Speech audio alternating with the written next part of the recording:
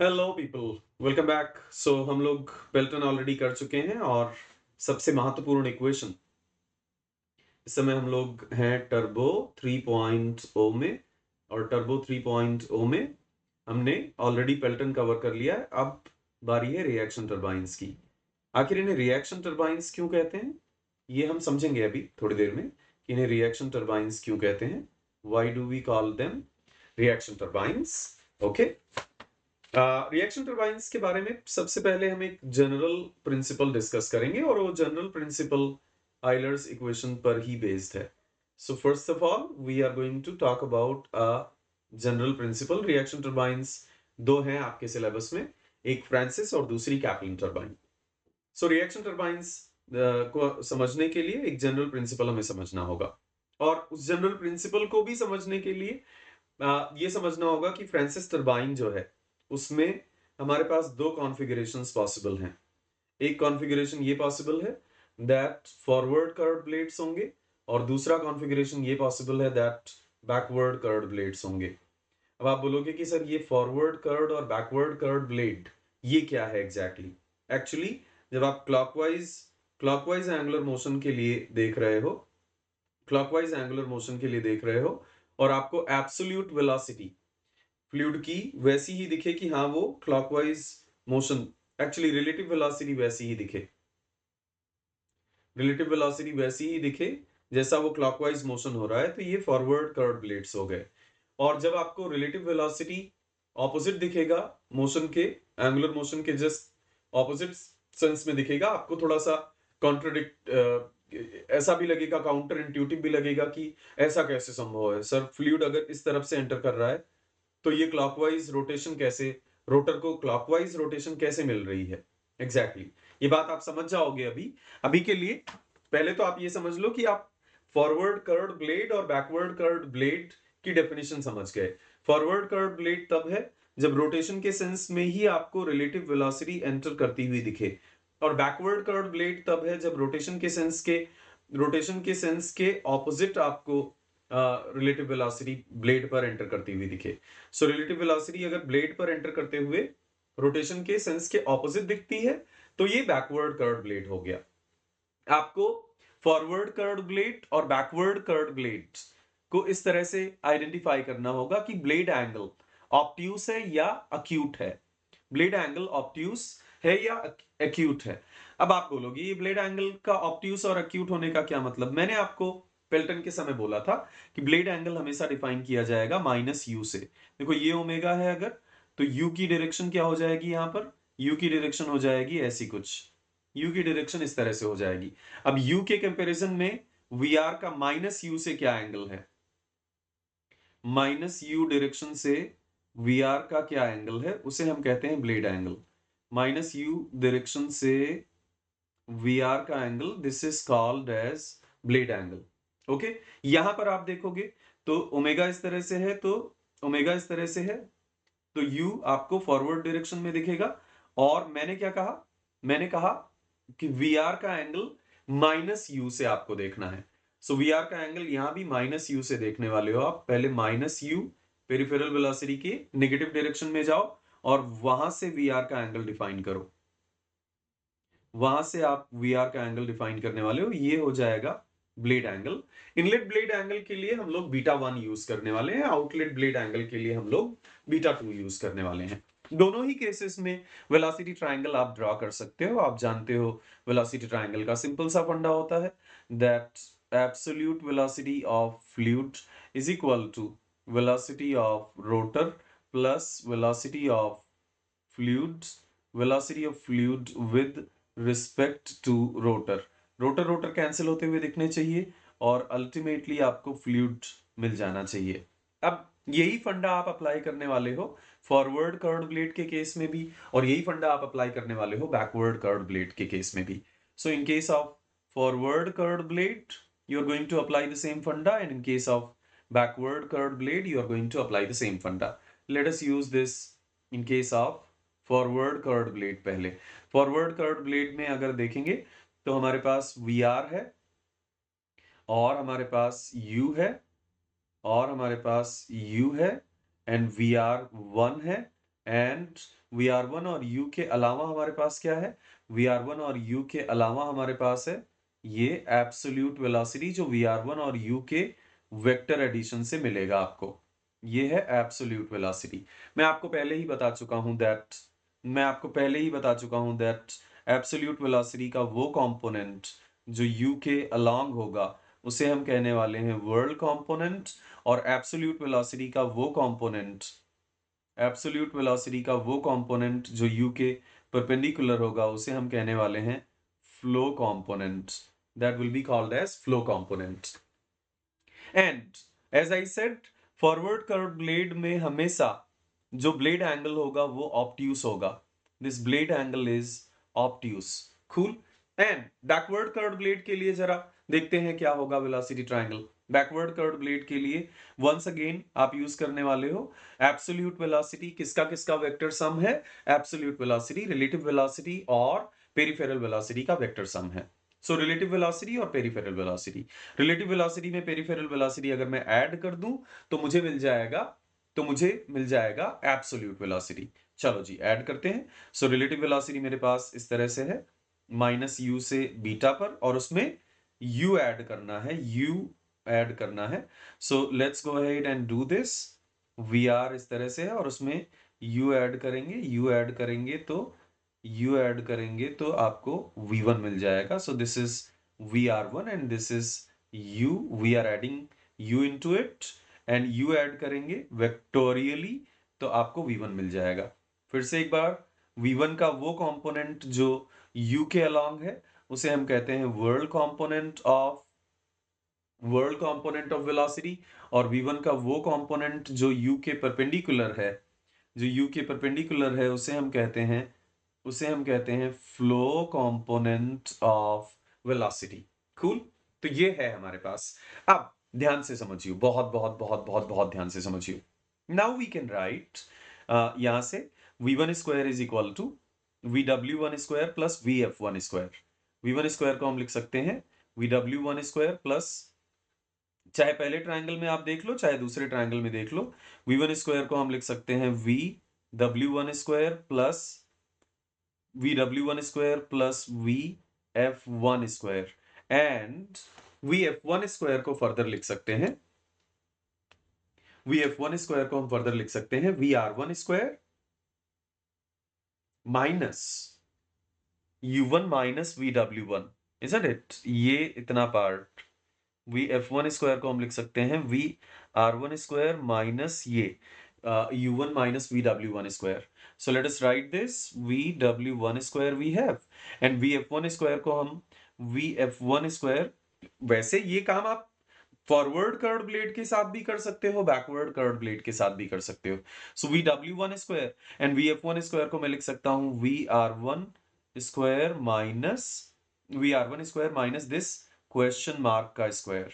Okay, now we go ahead and do vw1 square and vr1 square, and question mark को मैं लिख सकता हूं u1 माइनस vw1। वैसे मैंने सेकंड वाले वेलोसिटी ट्रायंगल को लेकर ये लिखा है, लेकिन आप चाहो तो ये फर्स्ट वेलोसिटी ट्रायंगल के साथ भी लिख सकते हो। ध्यान से समझियो। सो क्वेश्चन मार्क को मैं लिख सकता हूं u1 minus vw1 square, u1 minus vw1 का whole square. Now I am going to get vw1 square and vr1 square minus इस a माइनस बी के होल स्क्वायर को हम ओपन करेंगे तो मुझे मिलेगा u1 स्क्वायर एंड मुझे मिलेगा vw1 square, and minus 2ab अंदर होगा जिसे ओपन करने के बाद आपको मिलेगा 2u1 vw1 ने vw1 को मार दिया। अब आपके पास है v1 square is equal to, now you have v1 square is equal to, यहां से देखो v1 स्क्वायर से आपने शुरू किया था, v1 square is equal to vr1 square minus u1 square plus 2u1 vw1। Cool. तो ये चीज अगले पेज पर हम लेकर चलेंगे, दैट इसको नोट कर लो please, note this down. v1 square is equal to vr1 square minus u1 square plus 2u1 vw1। v1 square is equal to ध्यान से समझिए। सो v1 स्क्वायर को हम लिख सकते हैं v1 स्क्वायर को लिख सकते हैं u1 square, vr1 square minus u1 square plus 2u1 vw1, vr1 square minus u1 square plus 2u1 vw1। Cool. Similarly मैंने इनलेट वेलोसिटी ट्रायंगल के लिए आपको करके दिखाया है, और मैं फिर से बता दूं, इवन फॉरवर्ड कर्व्ड ब्लेड के लिए भी करोगे तो ये रिलेशन आपको मिलेगा। सिमिलरली आउटलेट पर हम लिख सकते हैं v2 square is equal to vr2 square minus u2 square plus 2u2 vw2। Okay, यहां से आपको u1 vw1 और u2 vw2 मिल जाएंगे। vw1 u1 क्या मिलेगा? vw1 u1 मिलेगा v1 square plus u1 square minus vr1 square, v1 square plus u1 square minus vr1 square upon 2, और vw2 u2 मिल जाएगा। vw2 u2 आपको मिलने वाला है v2 square plus u2 square minus vr2 square divided by 2। Hold on, क्योंकि आप जो देखने वाले हो वो जबरदस्त, बहुत इंटरेस्टिंग है। This is really very very very very very very very very very interesting. आप समझ गए होंगे vw1 u1 और vw2 u2 क्यों फाइंड आउट किया गया है। आपने आइलर्स इक्वेशन में देखा है vw1 u1 और vw2 u2 का डिफरेंस आपको दे देता है power per unit mass flow rate. So vw1 u1 और vw2 u2 दोनों वैल्यूज यहां पर रखते हैं, v1 square plus u1 square minus vr1 square divided by 2, and उसके बाद दूसरा डिफरेंस है हमारे पास v2 square plus u2 square minus vr2 square divided by 2। यहां से अगर हम रीअरेंज करेंगे तो मुझे मिलेगा v1 square minus v2 square divided by 2, and मुझे मिलेगा u1 square minus u2 square divided by 2, and मुझे मिलेगा vr2 square minus vr1 square divided by 2। Power developed पर यूनिट मास फ्लो रेट आप हेड के टर्म्स में लिखना चाहो, power upon m dot G, ये हो जाता है हेड। आइलर्स हेड को हम इस तरह से भी ब्रेक कर सकते हैं, v1 square minus v2 square by 2 plus u1 square minus u2 square by 2, u1 square minus u2 square by 2 plus vr2 square minus vr1 square divided by 2। And इस पूरे एक्सप्रेशन का खतरनाक, अमेजिंगली खतरनाक intuition है that जो power develop कर रहे हो आप, जो एनर्जी पर यूनिट वेट या पावर जो डेवलप कर रहे हो आप रोटर पर या रनर पर, उसमें एक कंट्रीब्यूशन है आपके पास काइनेटिक का, और बाकी पूरा कंट्रीब्यूशन ये प्रेशर का होगा। अब आप देखो, पेल्टन के केस में u1 is equal to u2 था, और पेल्टन के केस में vr1 is equal to vr2 था। अगर आप बकेट फ्रिक्शन फैक्टर को नेग्लेक्ट कर दो तो vr1 is equal to vr2 था। तो पेल्टन के केस में आप पाओगे कि सेकेंड और थर्ड टर्म जीरो है, केवल पहला टर्म प्रेजेंट है। ऐसी कोई भी टरबाइन जिसमें सिर्फ पहला टर्म प्रेजेंट हो, ऐसी टरबाइन को हम कहते हैं इंपल्स टरबाइन, क्योंकि उसमें प्रेशर का कोई कंट्रीब्यूशन नहीं होता है, उसमें सिर्फ फ्लूइड की एब्सोल्यूट काइनेटिक एनर्जी का कंट्रीब्यूशन होता है। ये है फ्लूइड की एब्सोल्यूट काइनेटिक एनर्जी का कंट्रीब्यूशन। जो टोटल हेड आपने डेवलप किया है टरबाइन पर, जो टोटल पावर डेवलप की है, उसमें फ्लूइड की एब्सोल्यूट काइनेटिक एनर्जी का कंट्रीब्यूशन, और ये दोनों टर्म्स रिप्रेजेंट करते हैं प्रेशर में डिफरेंस। जो प्रेशर में डिफरेंसेस अराइज होंगे टरबाइन के अंदर, उनके कारण जो पावर डेवलप हुआ, ये है ड्यू टू प्रेशर डिफरेंस। ये प्रेशर, अच्छा बाय द वे जी से मैंने डिवाइड किया था, तो जी से तीनों ही टर्म्स में डिवाइड कर दें, ये है प्रेशर की वजह से। अब आप कहोगे कि सर ये भी तो u1 और u2 तो काइनेटिक एनर्जी है, vr2 और vr1 तो काइनेटिक एनर्जी है, ये प्रेशर कैसे हो गए? दोस्त, जब u1 u2 क्या फ्लूइड की काइनेटिक एनर्जी है, Vr2 Vr1 भी फ्लूइड की काइनेटिक एनर्जी है? नहीं। फ्लूइड की एब्सोल्यूट काइनेटिक एनर्जी तो पहले टर्म में आपने ऑलरेडी मेंशन कर दी है, पहले टर्म में आपने ऑलरेडी मेंशन कर दी है। तो ये एग्जैक्टली है क्या? u1 square minus u2 square और Vr2 square minus Vr1 square. इसको समझने की कोशिश करते हैं। दैट आपने फोर्स्ड वोर्टेक्स पढ़ा है, और फोर्स्ड वोर्टेक्स में आपने पढ़ा है कि जब कोई कंटेनर आप रोटेट कराते हो, फोर्स्ड वोर्टेक्स में आपने पढ़ा है कि जब आप कोई कंटेनर रोटेट कराते हो तो उसकी पेरिफेरल स्पीड बाहर ज्यादा होती है और बाहर प्रेशर भी ज्यादा होता है।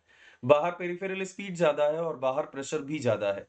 So there is more pressure here, there is more pressure here and there is more velocity here. जैसे जैसे आप सेंटर पर जाते हो प्रेशर भी कम होता जाता है और वेलोसिटी भी कम होती जाती है। आप अगर फोर्स वोर्टेक्स जानते हो तो डेल्टा पी होता है rho omega square r square d r का इंटीग्रेशन।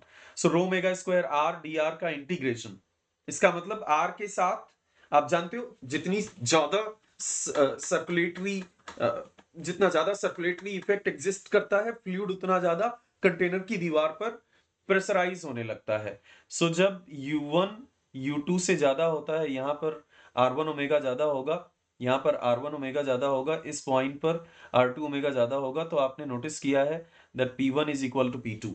तो एक सेंट्रीफ्यूगल हेड कहते हैं हम इसे, टर्बाइंस में हम इसे कहते हैं सेंट्रीफ्यूगल हेड। ओके, दैट जो बाहर फ्लूइड सर्कुलेट कर रहा था उसके पास ज्यादा प्रेशर था, और जब आप उसको टरबाइन के अंदर किसी रेडियल, पेल्टन में ये काम आपने नहीं किया है। पेल्टन में आप हमेशा एक लोकेशन पर रहे, आपने कभी रेडियल लोकेशन चेंज नहीं की फ्लूइड की। You never ever changed radial location of the fluid. Okay, आपने कभी रेडियल लोकेशन फ्लूइड की चेंज नहीं की थी पेल्टन में, और इसीलिए पेल्टन में दूसरा टर्म भी जीरो होगा और तीसरा टर्म भी जीरो होगा। पेल्टन के केस में u1 is equal to u2 था, और पेल्टन के केस में Vr2 is equal to Vr1 था। तो इसे हम कहते हैं सेंट्रीफ्यूगल हेड। अब आप बोलोगे कि सर ये तो समझ में आ गया कि u1 u2 के पेरिफेरल स्पीड के कारण एक प्रेशर डिफरेंस क्रिएट होगा। आप Vr2 Vr1 का क्या लॉजिक है? Vr2 Vr1 का ये लॉजिक है, आपको ध्यान हो मैंने कहा था कि अगर बकेट स्टैटिक होता तो जिस वेलोसिटी से फ्लूइड आया उसी वेलोसिटी से गया होता। लेकिन फ्रांसिस वगैरह में क्या है कि आप लगातार कन्वर्ज करोगे, आप लगातार एरिया ऑफ फ्लो को लगातार रिड्यूस करते रहोगे, एरिया ऑफ फ्लो को लगातार रिड्यूस करते रहोगे। तो अगर पूरा रनर स्टैटिक होता तो उस रिड्यूसिंग फ्लो एरिया में फ्लूइड की जो रिलेटिव वेलोसिटी है वो बढ़ती रहती, फ्लूइड की रिलेटिव वेलोसिटी बढ़ती रहती। और फ्लूइड की रिलेटिव वेलोसिटी बढ़ते रहने का मतलब है दैट फ्लूइड की रिलेटिव वेलोसिटी बढ़ते रहने का मतलब है धीरे धीरे प्रेशर कम होता जाएगा। तो दोस्त, पहले प्रेशर जब आप एरिया कन्वर्ज करते जाओगे तो रिलेटिव वेलोसिटी बढ़ती जाएगी a1 v1 is equal to a2 v2 से, और फिर सिंपल मैकेनिकल एनर्जी के प्रिंसिपल से प्रेशर धीरे धीरे रिड्यूस होता जाएगा। तो वो भी एक प्रेशर डिफरेंस के लिए ही इनडायरेक्टली रिस्पॉन्सिबल है, ये Vr2 और Vr1 वाला जो डिफरेंस है। ओके, जिन टरबाइंस में पहले कंपोनेंट का रोल है सिर्फ, ऐसी टरबाइंस को हम कहते हैं impulse turbine. The turbines in which there is a role of only first term, जैसे पेल्टन टरबाइन। पेल्टन टरबाइन में पूरा का पूरा जो हेड डेवलप होता है वो सिर्फ फ्लूइड की एब्सोल्यूट काइनेटिक एनर्जी की वजह से होता है। लेकिन रिएक्शन टरबाइंस में सेकेंड और थर्ड पार्ट का भी रिएक्शन टरबाइंस में सेकेंड और थर्ड पार्ट का भी रोल रहता है। रिएक्शन टरबाइंस में पहले पार्ट का तो रोल रहता ही रहता है, लेकिन दूसरे पार्ट का रोल भी रहता है और तीसरे पार्ट का भी रोल रहता है। आपको और कन्विंस करने के लिए कि दूसरा पार्ट और तीसरा पार्ट एक्चुअली प्रेशर को रिप्रेजेंट कर रहा है, मैं एक दूसरी अप्रोच से बताता हूं दैट आप टरबाइन के अंदर क्या हो रहा है, आइलर साहब ने क्या बताया आपको, क्या नहीं बताया, टरबाइन के अंदर क्या हो रहा है, ये सब थोड़ी देर के लिए भूल जाओ, और आप टरबाइन को बस एक पावर कंज्यूमिंग, भाई फ्लूइड से तो वो पावर ले रही है ना, तो एक पावर कंज्यूमिंग यूनिट की तरह से देखो कि फ्लूइड के पास पहले फ्लूइड के पास पहले P1 बाई रो जी और V1 स्क्वायर बाई 2G रहा करते थे, और अब फ्लूइड के पास P2 बाई रो जी, अब फ्लूइड के पास P2 बाई रो जी और V2 स्क्वायर बाई 2G ही रहा करता है। बाकी सब गया कहाँ? बाकी सब नेचुरली टरबाइन पर पावर डेवलप करने में चला गया, जिसे आप HE से रिप्रेजेंट कर रहे हो। यहां से HE क्या मिलेगा? यहां से HE मिलेगा आपको, यहां से HE मिलेगा आपको V1 square minus V2 square divided by 2G plus V1 square minus V2 square divided by 2G plus P1 minus P2 divided by rho g. अब आप जरा इसे कंपेयर करो, इसे कंपेयर करो एंड आप पाओगे कि ओहो, तो आप नहीं खाइएगा एप्पल। ये तो एग्जैक्टली अगर आप एनर्जी इक्वेशन यूज करो कि पहले फ्लूइड के पास P1 बाई रो जी और V1 स्क्वायर बाई 2G था, अब फ्लूइड के पास P2 बाई रो जी और V2 स्क्वायर बाई 2G है। रिमेनिंग कहां गया? Energy per unit weight. Remaining energy per unit weight naturally turbine पे पावर डेवलप करने में चला गया, जिसे आप आइलर्स हेड कहते हो। यहां से आप आइलर्स हेड कैलकुलेट करोगे तो एग्जैक्टली मिलेगा आपको V1 square minus V2 square by 2G plus pressure difference by rho g. यहां आप कंपेयर करोगे V1 square minus V2 square by 2G plus delta P by rho g, plus जो भी है वो delta P by rho g को represent कर रहा है। अब आपने प्रूव कर दिया दो तरह से कि ये U1 square minus U2 square by 2G और VR2 square minus VR1 square by 2G ये क्या रिप्रेजेंट कर रहे हैं? ये रिप्रेजेंट कर रहे हैं, ये क्या रिप्रेजेंट कर रहे हैं? ये रिप्रेजेंट कर रहे हैं बेटा प्रेशर कंट्रीब्यूशन को। ये रिप्रेजेंट करते हैं कि टरबाइन पर जो भी पावर डेवलप हुआ है उस पावर में कितना प्रेशर डिफरेंस की वजह से डेवलप हुआ है। रिएक्शन टरबाइंस में इस प्रेशर डिफरेंस का कितना रोल है टोटल पावर में, उसे हम कहते हैं डिग्री ऑफ रिएक्शन। उसे हम कहते हैं degree of reaction. Degree of reaction is simply defined as, इसको समझ लो क्योंकि यहां से क्वेश्चन आए भी हैं और आने के चांसेस भी रहते हैं और इंटरव्यूज के लिए बहुत इंपॉर्टेंट टॉपिक है। डिग्री ऑफ रिएक्शन होता है कि कितना कंट्रीब्यूशन प्रेशर एनर्जी का है, टोटल एनर्जी में कितना कंट्रीब्यूशन प्रेशर एनर्जी का है इन कंपैरिजन ऑफ जो भी आपने टोटल एनर्जी टरबाइन को दी है। टरबाइन को जो भी आपने टोटल एनर्जी दी है उसमें प्रेशर एनर्जी का कितना कंट्रीब्यूशन है, what is the contribution of pressure energy. Naturally 2 plus 3 को मैं लिख सकता हूं HE माइनस 1। सो 2 प्लस 3 को मैं लिख सकता हूं HE माइनस काइनेटिक एनर्जी का कंट्रीब्यूशन अपॉन HE। आप तो यही याद रखो डिग्री ऑफ रिएक्शन के लिए, डिग्री ऑफ रिएक्शन के लिए ये चीज याद रखो प्लीज, इसे हम यूज करने वाले हैं। We are going to use it a lot. चलो जी, तो जल्दी से मैं आपको फिर से बता दूं, बहुत क्विकली हम रिकैपिचुलेट कर लेते हैं इस पूरी बात को कि जब हम फ्रांसिस टरबाइन पढ़ रहे होंगे तो हम उसमें ऑब्जर्व करेंगे दैट एक फॉरवर्ड कर्व्ड ब्लेड का केस होगा, एक फॉरवर्ड कर्व्ड ब्लेड का केस होगा और एक बैकवर्ड कर्व्ड ब्लेड का केस होगा। There will be one case of forward curved blades and there will be one case of backward curved blades. अब ये फॉरवर्ड कर्व्ड ब्लेड है और ये वाला दूसरा वाला जो मैंने बनाया है ये बैकवर्ड कर्व्ड ब्लेड है। एंट्री शॉकलेस होनी चाहिए और एंट्री के शॉकलेस होने के लिए, एंट्री के सॉकलेस होने के लिए वी आर ब्लेड पर एग्जैक्टली ब्लेड एंगल के अलोंग एंटर करना चाहिए। ब्लेड का जो एंगल माइनस यू से होता है, वी आर का जो एंगल माइनस यू से होता है उसे हम कहते हैं ब्लेड एंगल। वी आर का जो एंगल माइनस यू से होता है उसे हम कहते हैं ब्लेड एंगल। तो यहां पर ब्लेड एंगल क्या हो जाएगा? माइनस यू से वी आर का एंगल, माइनस यू से वी आर का एंगल, ये हो गया ब्लेड एंगल। यहां पर माइनस यू से वी आर का एंगल, ये हो जाएगा ब्लेड एंगल, ये हो गया इनलेट ब्लेड एंगल। अब आप अप्लाई कर दो relative velocity, relative velocity principle, relative velocity principle. बस इस पूरी बात को आप समझ जाओ तो फिर कुछ नहीं है, बिलीव मी। आप फ्रांसिस के प्रॉब्लम्स को नचा के फेंक दोगे, फ्रांसिस के प्रॉब्लम्स को आप तोड़ बरोड़ के फेंक दोगे अगर आप ये इतनी सी बात समझ जाओ जो अभी मैं 10 मिनट में आपको समझा रहा हूं। दैट फॉरवर्ड कर्व्ड ब्लेड में एंगल, ब्लेड एंगल ऑब्ट्यूस होगा, बैकवर्ड कर्व्ड ब्लेड में ब्लेड एंगल अक्यूट होगा।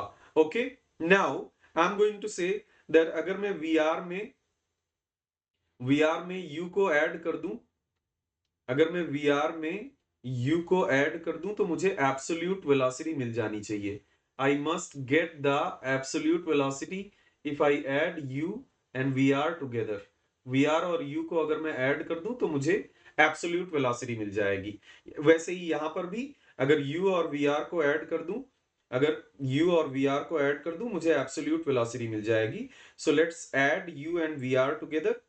दैट वी हैव यहां पर VR ऐसे नेगेटिव की तरफ जाता हुआ दिख रहा है और फिर उसमें U को ऐड करेंगे। U को ऐड करने से VR में U को ऐड करने से वेक्टोरियली जो आपको मिलेगा उसे हम कहते हैं absolute velocity. Cool. Of course जैसे आपने इनलेट पर ड्रॉ किया है वैसे ही आउटलेट पर ड्रॉ कर सकते हो, लेकिन फ्रांसिस टरबाइन हो या कैप्लन टरबाइन, आपके पास कुछ ब्यूटी अवेलेबल होगी। वो ब्यूटी क्या अवेलेबल होगी, वो सिंप्लीफिकेशन क्या अवेलेबल होगा, वो हम देखेंगे। कुल मिलाकर आपको आउटलेट वेलोसिटी ट्रायंगल की जरूरत कभी नहीं पड़ेगी। Outlet velocity triangle you will never ever never ever never ever never ever need. Okay, now फिर से एक बार v1 स्क्वायर को मैं लिख सकता हूं vf1 square plus vw1 square. v1 का वो कंपोनेंट जो u1 के अलोंग होता है, v1 का वो कंपोनेंट जो u1 के अलोंग होता है उसे कहते हैं vw1। v1 का वो कंपोनेंट जो u1 के अलोंग होता है उसे कहते हैं vw1। और v1 का वो कंपोनेंट जो u1 के परपेंडिकुलर होता है उसे कहते हैं vf1। v1 का वो कंपोनेंट जो u1 के परपेंडिकुलर होता है उसे हम कहते हैं vf1। पिछली बार मैंने आपको बैकवर्ड कर्व्ड ब्लेड के ट्रायंगल से प्रूव करके दिखाया था, इस बार हम फॉरवर्ड कर्व्ड ब्लेड के ट्रायंगल से प्रूव करते हैं। दैट v1 स्क्वायर को मैं लिख सकता हूं vf1 square. v1 square can be written as vw1 square plus vf1 square. Now vf1 square को फर्दर में लिख सकता हूं vr1 square vr1 square minus this much. इस इतनी लेंथ को मैंने कह दिया question mark. Let's call this much length as question mark. So I am going to have vw1 square and vf1 square को मैं लिख सकता हूं vr1 square minus that question mark square. अब उस क्वेश्चन मार्क को आप लिख सकते हो vw1 माइनस u1, है ना। That question mark can be written as vw1 minus u1। So vw1 square and vr1 square, and उस क्वेश्चन मार्क को मैं लिख सकता हूं vw1 माइनस u1 का whole square. vw1 square cancel हो जाएंगे, एक बार लास्ट वाला आप एक्सपैंड करोगे a minus B whole square से, तो आपके पास बचेगा vr1 स्क्वायर और आपके पास vw1 स्क्वायर तो कैंसिल हो गया है, एंड माइनस माइनस प्लस आपके पास बचेगा u1 स्क्वायर। एक्चुअली अंदर प्लस आएगा, हाँ, vw1 square plus u1 square, तो ये माइनस हो जाएगा ना। अगर वो अंदर प्लस आएगा तो ये माइनस हो जाएगा। So minus u1 square and अंदर आएगा minus 2ab minus minus plus, so 2vw1 u1। तो मैं uw यहां से लिख सकता हूं v1 square is equal to vr1 square minus u1 square plus 2 times vw1 u1।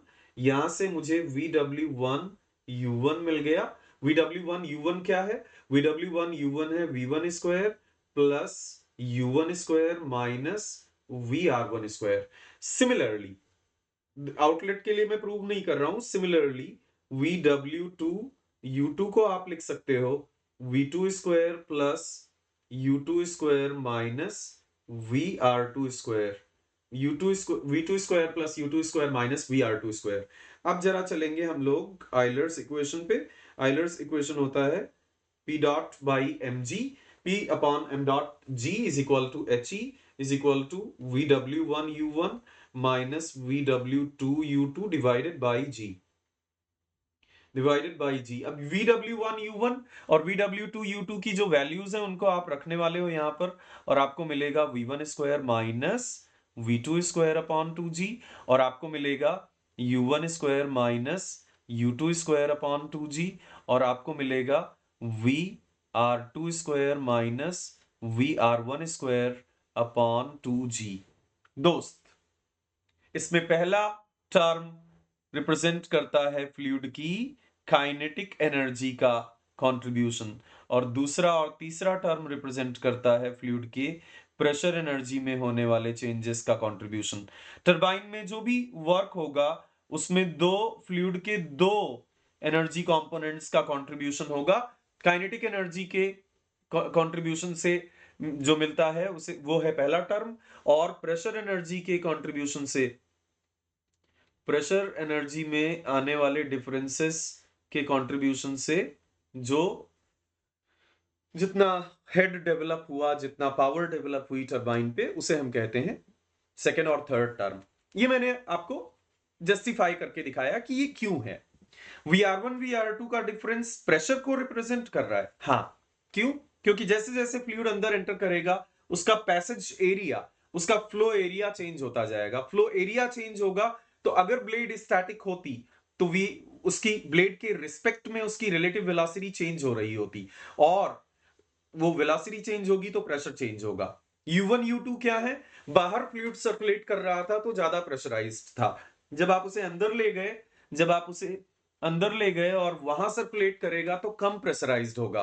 तो बाहर प्रेशर ज्यादा था, अंदर प्रेशर कम हुआ। ये प्रेशर डिफरेंस गया कहां? ये प्रेशर डिफरेंस गया टरबाइन पर पावर डेवलप करने में। कूल। सेकंड टर्म का कितना कंट्रीब्यूशन है इसकी बेसिस पर डिफाइन करते हैं degree of reaction.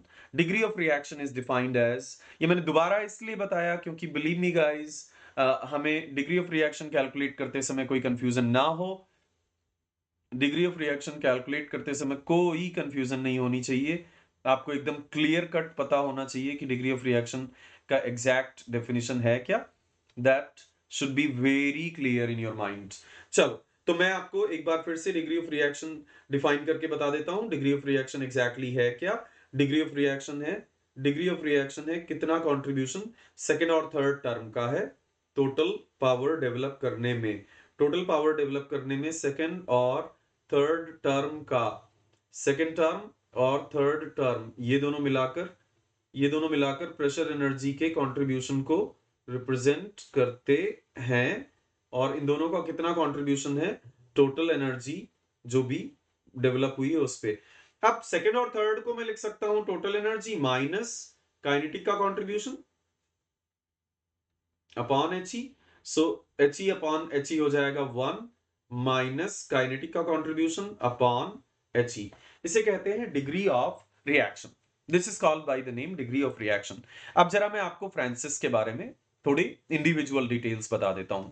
Let me now show individual details about Francis. एक फ्रांसिस टरबाइन जल्दी से समझेंगे। एक फ्रांसिस टरबाइन कितनी स्लाइड्स, हाँ ये आ गया। एक फ्रांसिस टरबाइन, पहले आप 3D व्यू देख लो तब आपको और ज्यादा अच्छे से समझ में आएगा। नहीं, ये तो पंप्स के हैं। चलो, this is good to go. यहां से फ्लूइड एंटर करता है, ध्यान से समझियो, बहुत बहुत बहुत बहुत बहुत ध्यान से समझियो। यहां से फ्लूइड एंटर करेगा, यहां से फ्लूइड एंटर करेगा, और फ्लूइड एंटर करने के बाद वो एक स्पाइरल केसिंग है चारों तरफ। टॉप से देखने पर ये फिगर में जो व्यू दिखाया है नीचे वाला, ये जस्ट मिरर इमेज है। एक्चुअली यहां से इधर से दिखाया जाना चाहिए था। It should have been 180 degree से ये हो गया है, बट नो प्रॉब्लम। तो यहां से फ्लूइड एंटर करेगा और धीरे धीरे धीरे धीरे इस स्पाइरल केसिंग में एंटर करेगा। इस स्पाइरल केसिंग में एंटर करने के बाद वो गाइड वेन्स होंगी, ये गाइड वेन्स है हमारे पास, इन्हें हम गाइड वेन्स कहते हैं। These are called guide vanes. इनको ना अलग अलग एंगल पर सेट किया जा सकता है फ्लूइड को, फ्लूइड की एब्सोल्यूट वेलोसिटी का एंगल चेंज करने के लिए। फ्लूइड की एब्सोल्यूट वेलोसिटी का एंगल चेंज करने के लिए इन गाइड वेन्स को अलग अलग एंगल पर रखा जा सकता है। तो ये गाइड वेन्स यहां से फ्लूइड को ऐसे एंटर कराने वाले हैं। ये गाइड वेन्स यहां से फ्लूइड को एंटर कराने वाले हैं, ये गाइड वेन्स फ्लूइड को एंटर कराने वाले हैं। इस तरह से फ्लूइड सर्कुलेट होते हुए अंदर जाता रहेगा। फ्लूइड लगातार स्पाइरल केसिंग में सर्कुलेट हो रहा है और लगातार अंदर भी जा रहा है। इन गाइड वेन्स के बीच में जो ओपनिंग है गाइड वेन्स की ओपनिंग से वो फ्लूइड लगातार अंदर जा रहा है। फिर अंदर मेरे पास एक ये है रनर, ये है शाफ्ट, ये जो मैं रेड से यहां पर, ये है इंपेलर टरबाइन का या रनर कह लो, एंड इस पर लगे हुए हैं ये ब्लेड्स, ये ब्लेड्स, ये ब्लेड्स, ये ब्लेड्स, ये ब्लेड्स, ये ब्लेड्स। तो अंदर ये जो ब्लेड्स लगे हुए हैं इन पे अल्टीमेटली फ्लूइड एंटर करेगा। कूल। गाइड वेन एंगल अगर आपको कभी गिवन हो तो वो एब्सोल्यूट वेलोसिटी का एंगल डिसाइड करेगा, ये ध्यान रखना। गाइड वेन एंगल गिवन है तो वो एब्सोल्यूट वेलोसिटी का एंगल डिसाइड करेगा। और उसके बाद दूसरे वाले फिगर में जो आपको नहीं दिख रहा है वो है फ्लूइड का एग्जिट। वो पहले फिगर में आपको दिखेगा दैट यहां से पूरा फ्लूइड ऐसे सर्कुलेट हो के अंदर एंटर कर गया और उसके बाद एक्सियली एग्जिट करेगा। फ्लूइड एक्सियली एग्जिट करने वाला है। Okay, fluid is going to axially exit. अब आप इस रनर में फ्लूइड कैसे एग्जिट करेगा और कैसे एंटर करेगा वो इस फ्रांसिस टरबाइन के इस रनर से समझ सकते हो। फ्रांसिस टरबाइन का ये रनर है और इस रनर में फ्लूइड ऐसे सर्कुलेट होकर आ रहा होगा। गाइड वेन्स जो हैं वो उसको ऐसे सर्कुलेट होकर बार बार भेज रहे होंगे सारे ब्लेड्स पर हिट करने के लिए। सारे ब्लेड्स पर इस तरह से जाकर वो हिट करेगा। तो फ्लूइड की जो एंट्री है वो वर्लपूल जैसे है, जैसे एक वर्लपूल होता है उस तरह से फ्लूइड की एंट्री हो रही है। लेकिन जैसे एक किचन बेसिन ड्रेन होती है वैसे एग्जिट होगा। एग्जिट यहां से होगा, एग्जिट यहां से होगा। ये जो पार्ट ग्राउंड पर रखा हुआ है वो पार्ट से फ्लूइड का एग्जिट होगा। Cool. So exactly like Whirlpool, fluid की एंट्री जो हो रही है रनर में वो वर्लपूल की तरह से हो रही है। और एंट्री होने के बाद फ्लूइड सेंटर पर इकट्ठा होता जाएगा, एग्जैक्टली सेंटर पर नहीं, सेंटर से थोड़ी दूर, क्योंकि सेंटर पर तो आपके पास ये है शाफ्ट है, और सेंटर के पास इकट्ठा होके अल्टीमेटली वो 90 डिग्री से खुद को टर्न करके वर्टिकल हो जाएगा और वर्टिकल होके वो नीचे एग्जिट कर जाएगा। फ्रांसिस टरबाइन की डायमेंशंस को हमेशा इस तरह से फिक्स किया जाएगा। फ्रांसिस टरबाइन की डायमेंशंस को हमेशा इस तरह से सेट किया जाएगा कि आउटलेट पर कोई वर्ल्ड कंपोनेंट ना हो। ये नोट कर लो, फ्रांसिस टरबाइन की डायमेंशंस को हमेशा इस तरह से सेट किया जाएगा कि आउटलेट पर कोई वर्ल्ड कंपोनेंट ना हो। देखो यहां आप देख सकते हो कि किस तरह से ये एंटर कर रहा है। ये गाइड वेन्स हैं येलो वाले जो उसको गाइड कर रहे हैं ब्लेड की तरफ, एंड सर्कुलेटरी एंट्री है। एंट्री बिल्कुल वैसे ही है जैसे एक वर्लपूल में फ्लूइड बाहर से अंदर आ रहा होता है, और एग्जिट वैसे है जैसे एक किचन सिंक में पानी रोटेट करता हुआ और उसके बाद ड्रेन आउट होता है। तो डायमेंशंस को हमेशा इस तरह से सेट करेंगे कि आउटलेट पर कोई भी वर्ल्ड कंपोनेंट वेलोसिटी का एग्जिस्ट ना करे, आउटलेट पर वर्ल्ड कंपोनेंट एग्जिस्ट ना करे। ऐसा क्यों? ऐसा क्यों? क्योंकि आप देखो आयलर्स इक्वेशन से एक बात तो बहुत क्लियर है दैट अगर VW2 जीरो हो गया तो आपको ज्यादा पावर मिलेगी, या तो पेल्टन टरबाइन की तरह VW ऑपोजिट हो, वहां VW ऑपोजिट था VW1 के, तो वो माइनस माइनस प्लस हो गया था, तो पेल्टन टरबाइन की तरह हो, या फिर अगर नहीं आप ऑपोजिट कर सकते हो तो उसको जीरो कर दो। उसको जीरो करने से हम VW2 के जीरो होने से हमें ज्यादा पावर मिलती है। Okay, we get more power. Of course इससे भी ज्यादा पावर मिल सकती थी अगर हमने VW2 को VW1 के ऑपोजिट कर दिया होता, यानी कि जिस डायरेक्शन में फ्लूइड एंटर कर रहा है उसके ऑपोजिट वो एग्जिट करे। अब ये तो प्रेशराइज्ड टरबाइन है, ये पेल्टन टरबाइन के जैसे ओपन टरबाइन नहीं है, तो इसमें फ्लूइड अल्टीमेटली रिटर्न तो नहीं हो सकता, और रिटर्न नहीं हो सकता तो VW2 का ऑपोजिट डायरेक्शन VW1 के ऑपोजिट डायरेक्शन में होना लगभग इम्पॉसिबल है, और इसलिए बेस्ट तरीका यही है कि VW2 को जीरो कर दिया जाए। सर ये हमेशा होगा? हमेशा होगा। This is always going to happen. ये गुड न्यूज है या बैड न्यूज है? ये गुड न्यूज है। क्यों? क्योंकि अब आपको सिर्फ इनलेट वेलोसिटी ट्रायंगल पर फोकस करना पड़ेगा। Now you will have to focus only at inlet velocity triangle. So मैं आपको एक फ्रांसिस टरबाइन की कोई भी प्रॉब्लम हो, मैं आपको एक जनरल प्रोसीजर बता देता हूं, ये जनरल प्रोसीजर फॉलो करना, और फ्रांसिस टरबाइन की कोई भी प्रॉब्लम हो आप बिंदास सॉल्व करने वाले हो, चाहे वो फॉरवर्ड कर्व्ड ब्लेड हो या फिर बैकवर्ड कर्व्ड ब्लेड हो। पहले मैं फॉरवर्ड कर्व्ड ब्लेड के लिए बता देता हूं और उसके बाद बैकवर्ड कर्व्ड ब्लेड के लिए बता दूंगा। फॉरवर्ड कर्व्ड ब्लेड के लिए let's see for forward curved blade.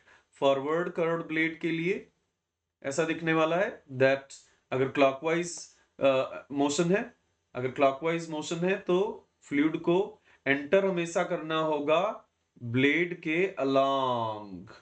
Absolute velocity क्या ना रिलेटिव वेलोसिटी। ब्लेड के रिलेटिव जो फ्लूइड की वेलोसिटी होनी चाहिए वो ब्लेड एंगल के अलोंग होनी चाहिए। क्यों? क्यों? क्योंकि शॉकलेस एंट्री हमें चाहिए। अगर मान लो ब्लेड के अलोंग वो ग्लाइड नहीं करेगा, ब्लेड के अलोंग ग्लाइड नहीं करेगा, ब्लेड से किसी एंगल पर होगा, तो उसका एक ब्लेड पे एक ब्लेड के अलोंग कंपोनेंट होगा और एक ब्लेड के नॉर्मल कंपोनेंट होगा। और VR1 का ब्लेड के अलोंग कंपोनेंट तो उसे ग्लाइड होने में मदद करेगा, बट VR1 का ब्लेड के परपेंडिकुलर जो कंपोनेंट होगा वो ब्लेड को तोड़ने की कोशिश करेगा, तो हमें वो नहीं चाहिए। VR1 का -u से जो एंगल है,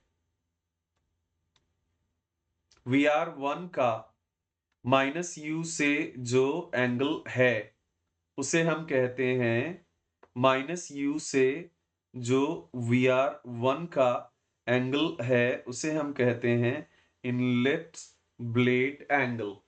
इनलेट ब्लेड एंगल अप्लाई कर दो, क्या अप्लाई कर दो? VR1 plus u is equal to V1। VR1 plus u is equal to V1। Problem कोई भी हो याद रखना प्रोसीजर यही फॉलो करना है आपको। VR1 plus u is equal to V1।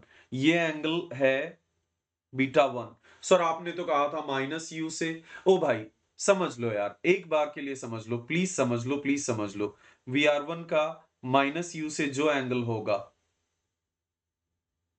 -u से VR1 का जो एंगल होगा वो है β1। और अगर ये वाला एंगल β1 है तो जो आपने ड्रॉ किया है यहां पर VR1 प्लस u, और ऑपोजिट एंगल्स इक्वल होते हैं, सो ये एंगल भी β1 हो गया। अब मुझे अगर पावर डेवलप्ड कैलकुलेट करना है तो पावर डेवलप्ड होगा सिर्फ VW1 U1। VW2 0 हो गया, मैंने आपको लॉजिक बता दिया। हमेशा फ्रांसिस टरबाइन की डायमेंशंस को इस तरह से रखा जाएगा कि आउटलेट पर वर्ल्ड कंपोनेंट एग्जिस्ट ना करे, आउटलेट पर वर्ल्ड कंपोनेंट एग्जिस्ट नहीं करना चाहिए। Okay, keep this in mind. Now VW1 U1, VW1 ये है V1 और इसका एक कंपोनेंट U1 के अलोंग होगा, उसे हम कहते हैं VW1, और एक कंपोनेंट U1 के परपेंडिकुलर होगा, उसे हम कहते हैं VF1। ओके, VW1 को मैं लिख सकता हूं, अगर V1 का एंगल पॉजिटिव U से मालूम हो, V1 का एंगल U से मालूम है, and let's say it is α1। ये α1 को क्या कहते हैं? α1 को कहते हैं सर इतनी सारी चीजें एकदम आराम से समझो, मैंने रिपीट कर दिया था पूरा डिग्री ऑफ रिएक्शन वाला कंसेप्ट, और इसको एकदम आराम से समझो, इसको भी मैं प्रॉब्लम के थ्रू फिर से एक बार आपको रिपीट करके बताने वाला हूं। सो होल्ड ऑन, आराम से समझो, नहीं तो ये उठा के फेंक देगा आपको। आप इसे उठा के फेंको, आप इसे बोलो कि आ जाओ यार, कोई भी प्रॉब्लम आ जाओ, मैं सॉल्व करूंगा। आप वो कॉन्फिडेंस गेन करने वाले हो इस सेशन में, बिलीव मी। बस थोड़ा सा पेशेंस बनाकर रखो और एक एक बात को बहुत अच्छे से समझो जो चीज मैं समझा रहा हूं। So VR1 is there and β1 is there. V1 का जो एंगल है वो गाइड वेन डिसाइड करेगा, जो गाइड वेन है वो गाइड वेन डिसाइड करेगा कि V1 को किस एंगल पर मुझे गाइड करना है। this guide vane is going to decide that at what angle I have to direct the absolute velocity of the fluid. ये static guide vane जो green से मैं कलर कर रहा हूं इस समय, जो green से कलर कर रहा हूं, ये static guide vane जो है ये हिंज रहेगी एक पॉइंट पर, और उस पॉइंट के अबाउट इसको किसी और एंगल पर भी सेट किया जा सकता है। तो जिस एंगल पर ये सेट होगी उससे डिसाइड होगा कि एब्सोल्यूट वेलोसिटी का एंगल कितना है। गाइड वेन के एंगल से डिसाइड होगा कि एब्सोल्यूट वेलोसिटी किस एंगल पर होगा, at what angle absolute velocity is going to be. ध्यान ध्यान ध्यान ध्यान ध्यान से समझिए। अब VW1 और VF1 को बड़े आराम से आप देख सकते हो। VW1 upon VF1 is cot alpha 1, VW1 upon VF1 is cot alpha 1 is cot alpha 1, okay. And U1 को मैं लिख सकता हूं, ध्यान से समझियो, U1 को मैं लिख सकता हूं यहां से VW1 मिल गया, VW1 यही प्रोसीजर आप फॉलो करने वाले हो हर एक प्रॉब्लम में, और इसलिए प्लीज बहुत ध्यान से समझियो। अल्फा 1 को हम कहते हैं guide when angle, okay. Alpha 1 is known by the name guide when angle. और ये ध्यान रखना, गाइड वेन एंगल यानी कि एब्सोल्यूट वेलोसिटी का एंगल जो है वो हमेशा पॉजिटिव यू से मेजर होगा, पॉजिटिव यू से मेजर होगा एब्सोल्यूट वेलोसिटी का एंगल, जिसे हम गाइड वेन एंगल भी कहते हैं। अब U1 को मैं लिख सकता हूं वेरी क्लियरली, U1 को मैं लिख सकता हूं VW1 minus this question mark. ये जो क्वेश्चन मार्क मैंने यहां पर बनाया है, इस क्वेश्चन मार्क से ये question mark, so VW1 minus this question mark, और वो क्वेश्चन मार्क को मैं लिख सकता हूं, वो क्वेश्चन मार्क अपॉन VF1 को मैं लिख सकूंगा cot pi minus beta 1। So question mark को मैं लिख सकता हूं VF1 cot pi minus beta 1। So VW1 minus question mark को मैं लिख सकता हूं VF1 cot beta 1, isn't it? Base upon perpendicular होता है cot theta, so cot pi minus beta 1, मैंने बीटा 1 लिख दिया, cot pi minus beta 1।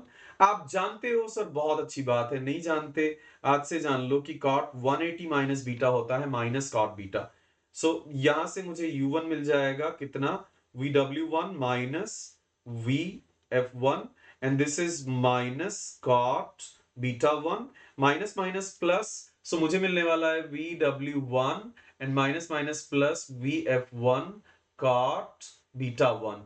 VW1 की वैल्यू मैं पहले से कैलकुलेट करके बैठा हुआ हूं, VF1 cot अल्फा 1, एंड फिर मेरे पास है VF1 cot बीटा 1। सो U1 मुझे मिल गया, अगर मैं VF1 कॉमन ले लूं तो U1 मुझे मिल गया cot alpha 1 plus cot alpha 1 plus cot beta 1, cot alpha 1 plus cot beta 1, okay. अब आपके पास VW1 है, VF1 cot अल्फा 1, और अब आपके पास U है VF1 cot alpha 1 plus cot beta 1। आप चाहें तो पावर फाइंड आउट करें, चाहें तो हाइड्रोलिक एफिशिएंसी फाइंड आउट करें, और चाहें तो degree of reaction find out करें। पावर फाइंड आउट करनी है, आइलर साहब को कॉल किया जाए। आइलर साहब VW1 U1, VW1 और U1 की जो वैल्यूज मिली हैं उनको अगर मैं मल्टीप्लाई कर दूं मुझे मिलेगा VF1 square, and cot alpha 1 common है, and cot alpha 1 plus cot alpha 1 plus cot beta 1 आ जाएगा ब्रैकेट के अंदर। आपको पावर कैलकुलेट करनी है, यहां से कैलकुलेट कीजिए। हाइड्रोलिक एफिशिएंसी कैलकुलेट करनी है, हाइड्रोलिक एफिशिएंसी क्या है, दैट कितनी पावर आपने, कितना पर यूनिट वेट आपने कितनी एनर्जी टरबाइन को दी, और पर यूनिट वेट कितना एनर्जी फ्लूइड के पास अवेलेबल था जब उसने टरबाइन में एंटर किया। जब उसने टरबाइन में एंटर किया तो कितना एनर्जी अवेलेबल था। अब दोस्त यहां पर पेल्टन के केस में हमने एच नेट को लिख दिया था v²/2g, क्योंकि नोजल पे सीधे सीधे पता था कि जो पोटेंशियल हेड अवेलेबल था वो नोजल ने काइनेटिक हेड में कन्वर्ट कर दिया था। ओके, लेकिन यहां पर हम एक डिफरेंट अप्रोच अपनाने वाले हैं, and that different approach is that H net को मैं लिख सकता हूं जो टरबाइन के इनलेट पर अवेलेबल था, वो कहां गया, वो टरबाइन में पावर डेवलप करने में गया, और कहां गया, और कहां गया, और कहां गया, और गया फाइनली फ्लूइड के पास जितनी भी काइनेटिक एनर्जी अवेलेबल है उसमें। भाई जो भी फ्लूइड के पास जितनी भी एनर्जी अवेलेबल थी वो अल्टीमेटली दो जगह गई। एक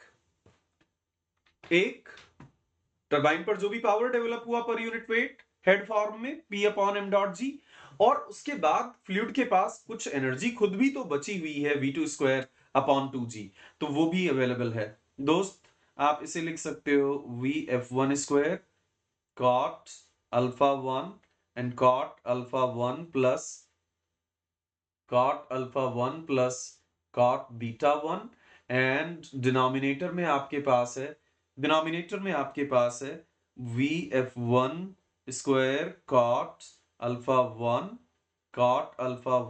plus cot β1 and plus V2 को मैं लिख सकता हूं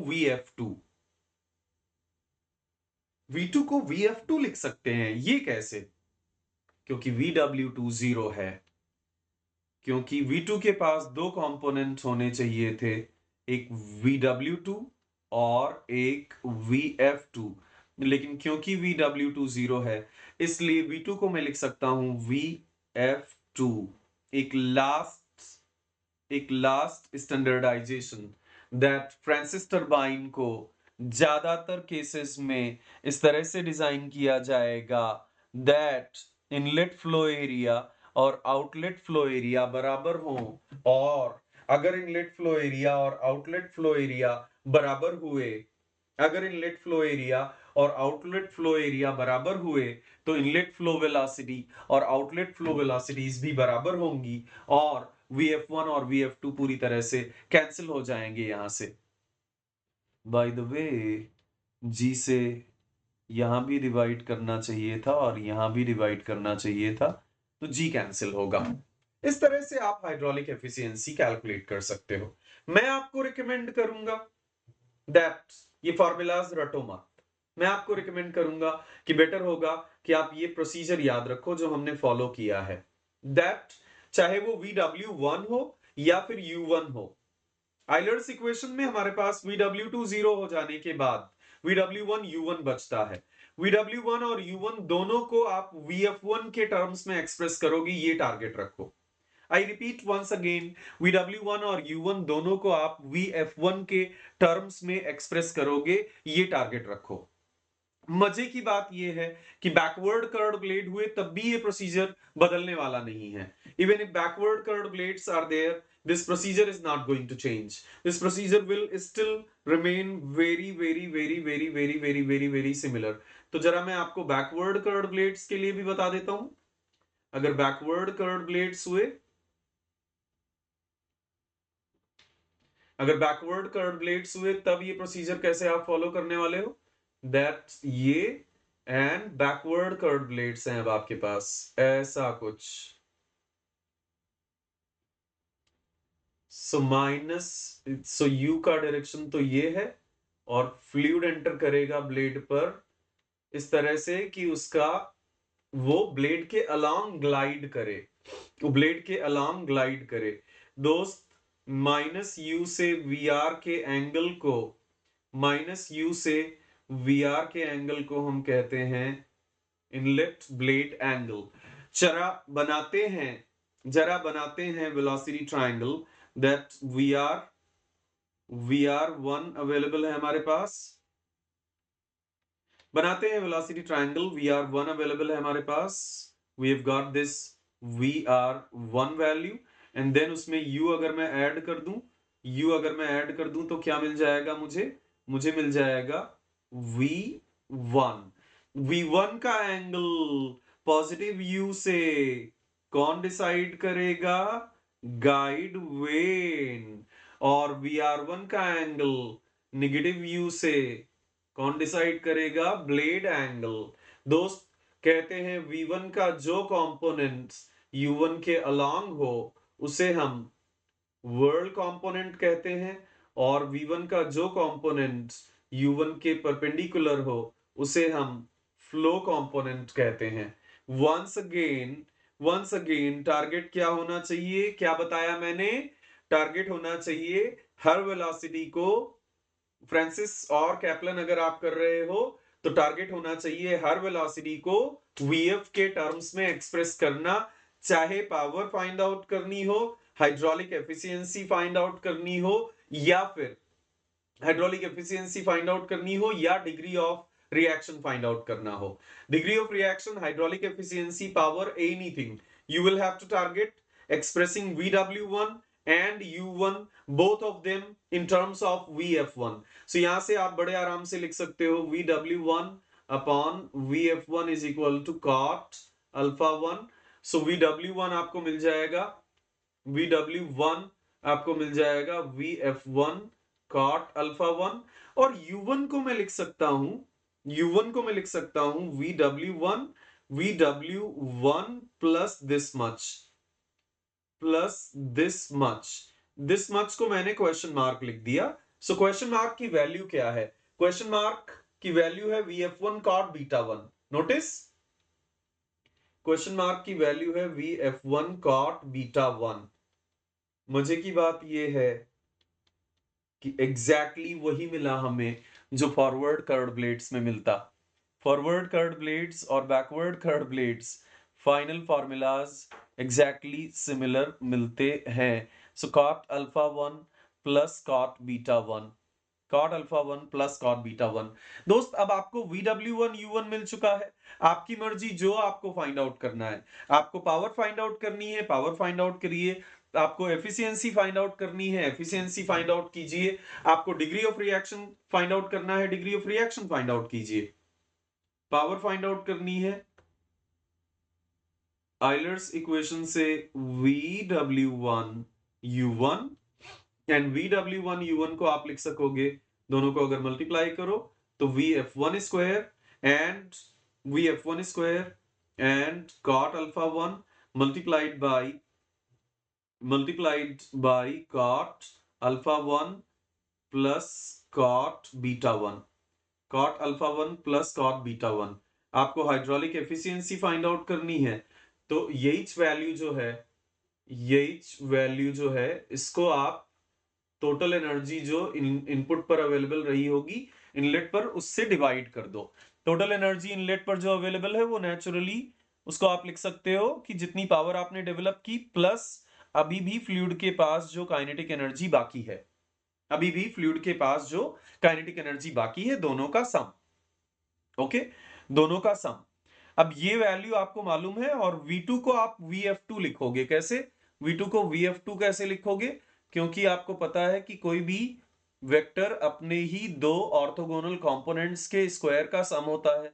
और मैंने आपको बताया फ्रांसिस टरबाइन में आउटलेट वेलोसिटी का वर्ल्ड कंपोनेंट हमेशा 0 सेट कर दिया जाएगा।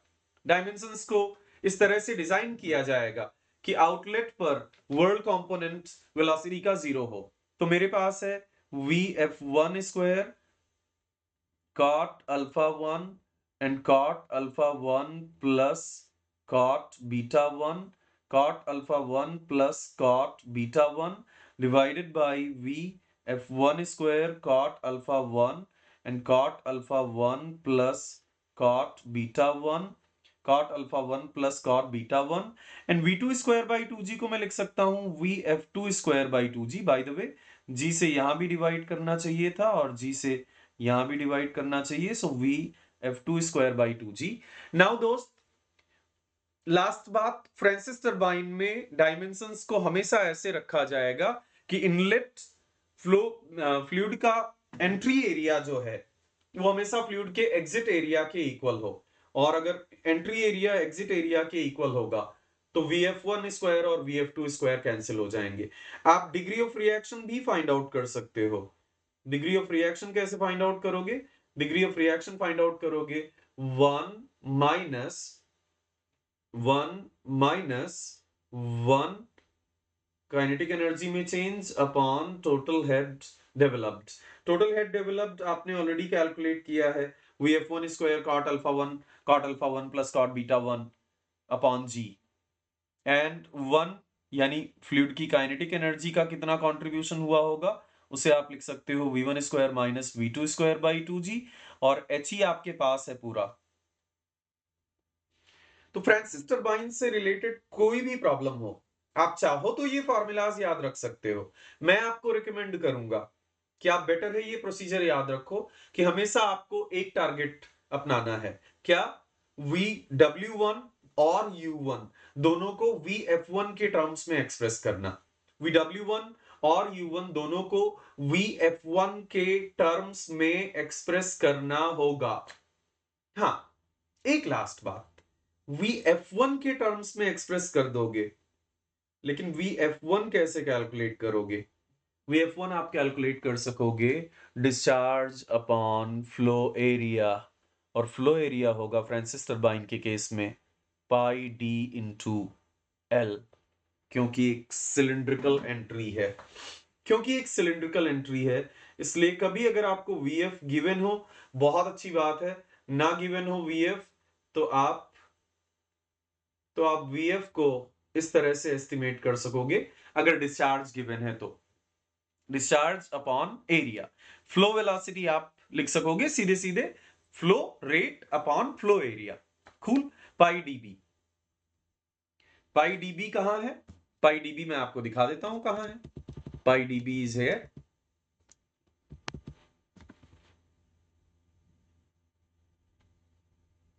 पाई डीबी मैं आपको दिखा देता हूं कहां है। पाई डीबी यहां है दोस्त, ये है D,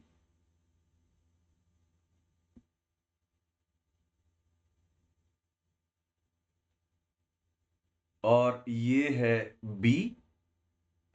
so pi D multiplied by B, cylindrical surface area, यही है जहां से फ्लूइड एंटर कर रहा है। लेकिन सर फ्लूइड तो एंटर कर रहा है, तो VF से क्यों मल्टीप्लाई कर रहे हैं आप?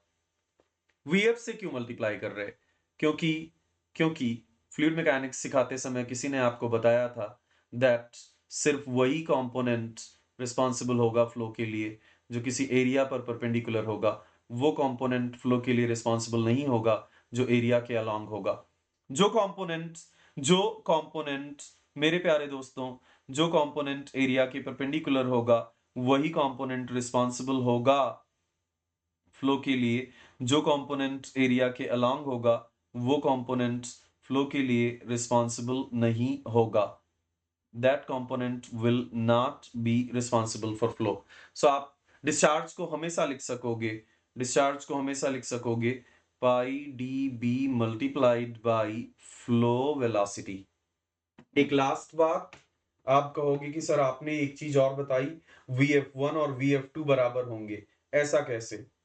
क्योंकि जो इनलेट फ्लो एरिया है पाई डीबी और जो आउटलेट फ्लो एरिया है, आप हमेशा एक सिलेंडर इस तरह से बना सकते हो जिसका ये वाला एरिया जहां से फ्लूइड एंटर कर रहा है और ये वाला एरिया जहां से फ्लूइड एग्जिट कर रहा है, दोनों बराबर हो जाएं। ये वाला एरिया जहां से फ्लूइड एग्जिट कर रहा है, फ्लूइड एग्जिट करेगा एक्सियली, एंटर करेगा सर्कमफेरेंशियली, एंटर करेगा सर्कमफेरेंशियली और एग्जिट करेगा, उसके बाद वो 90 डिग्री से टर्न लेगा और वर्टिकली एग्जिट कर जाएगा, वर्टिकली नीचे गिर जाएगा। ठीक है? तो this is how you are going to solve all the problems, any problem, and you can solve it बिंदास सिंपली फॉलोइंग दिस प्रोसीजर। एक आखिरी बार, एक आखिरी बार समझेंगे procedure. One last time we will understand this procedure, that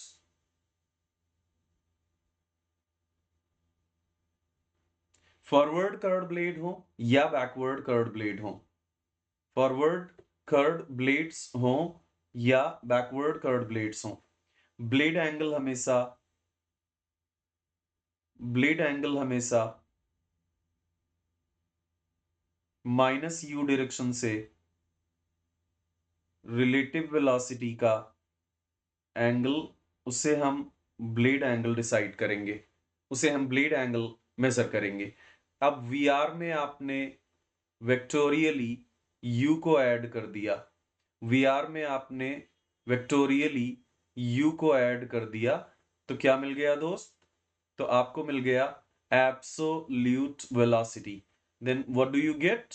you get absolute velocity v1। Absolute velocity का peripheral velocity से जो एंगल होगा उसे हम कहेंगे अल्फा 1, एंड ये एंगल बीटा 1 है। अब आप बोलोगे कि सर यही तो कंफ्यूजन है। एक बार आप कहते हो कि VR1 का नेगेटिव यू से एंगल, दूसरी बार आप कहते हो VR1 पॉजिटिव यू से एंगल ले रहे हो। एक्चुअली VR1 को दूर जाते हुए जब आप नेगेटिव यू से एंगल लोगे, ये है ब्लेड एंगल।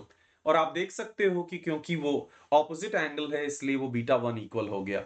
मैं अब VW1 लिखना हो या U1 लिखना हो, दोनों को अल्टीमेटली फ्लो वेलोसिटी के टर्म्स में लिखने वाला हूं। VW1 क्या है दोस्त? VW1 है, VW1 is what? VW1 is V1 का वो कंपोनेंट जो U के अलोंग है, V1 का वो कंपोनेंट जो U के अलोंग है उसे हम VW1 कहते हैं, और V1 का वो कंपोनेंट जो U के परपेंडिकुलर है उसे हम फ्लो कंपोनेंट कहते हैं। सो VW1 को बहुत क्लियरली सबसे बड़े वाले ट्रायंगल में VW1 को मैं लिख सकता हूं VF1 cot अल्फा 1, है ना। एंड U1 को क्या लिख सकता हूं?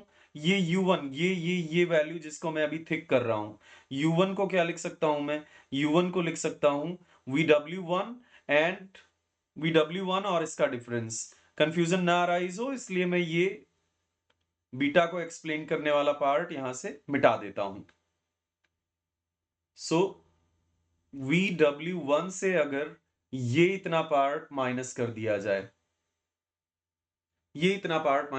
जाए, तो आप U1 लिख सकोगे।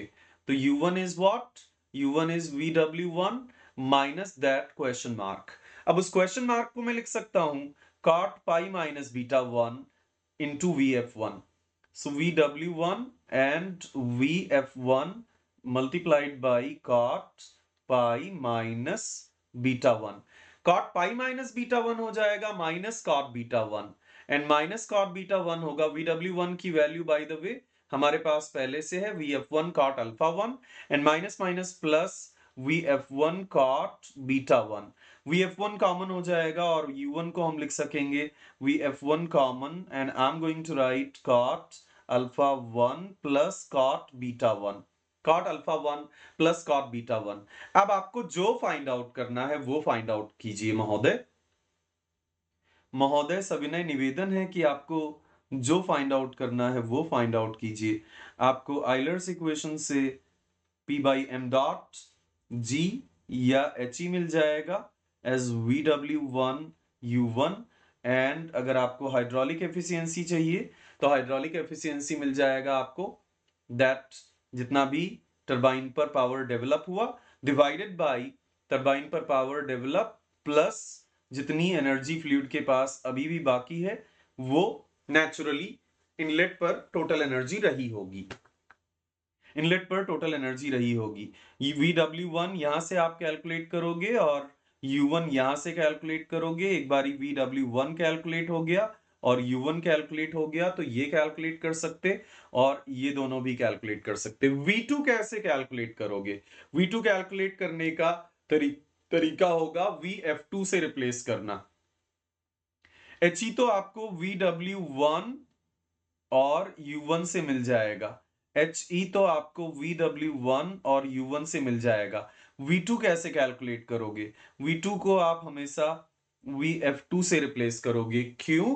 क्योंकि एग्जिट पर वर्ल्ड कंपोनेंट 0 है। एग्जिट पर वर्ल्ड कंपोनेंट 0 होने के कारण आप एग्जिट वेलोसिटी को सीधे सीधे फ्लो वेलोसिटी के इक्वल लिख सकते हो, और मोस्टली VF1 VF2 बराबर होंगे तो वो कैंसिल हो जाएंगे। Degree of reaction find out करना हो तब भी आप बड़े आराम से कर सकते हो। डिग्री ऑफ रिएक्शन होगा 1 माइनस काइनेटिक एनर्जी का contribution upon He। Kinetic energy के कंट्रीब्यूशन को आप लिख सकते हो V1 square minus V2 square upon 2G, V2 square upon 2G upon Euler's head. Total energy जो भी डेवलप हुई उसमें काइनेटिक एनर्जी के कंट्रीब्यूशन को सब्ट्रैक्ट करके आपको प्रेशर एनर्जी का कंट्रीब्यूशन मिल जाता है।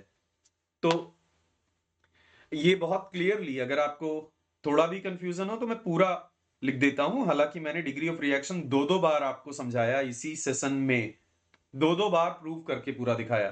The degree of reaction is what, total energy जो भी डेवलप हुआ उससे आप काइनेटिक, उसमें काइनेटिक फ्लूइड के काइनेटिक एनर्जी चेंज का कितना कंट्रीब्यूशन है उसको रिमूव कर दो तो आपको मिल जाएगा प्रेशर एनर्जी का कंट्रीब्यूशन। यहां से 1 माइन He डिवाइड होके 1 माइनस V1 माइनस V2 का होल स्क्वायर अपॉन 2G और Euler's head. Cool. Francis turbine की कोई भी प्रॉब्लम हो इस तरह से आप सॉल्व कर सकोगे। मैं आपको ले चलता हूं एक दो प्रॉब्लम्स पर।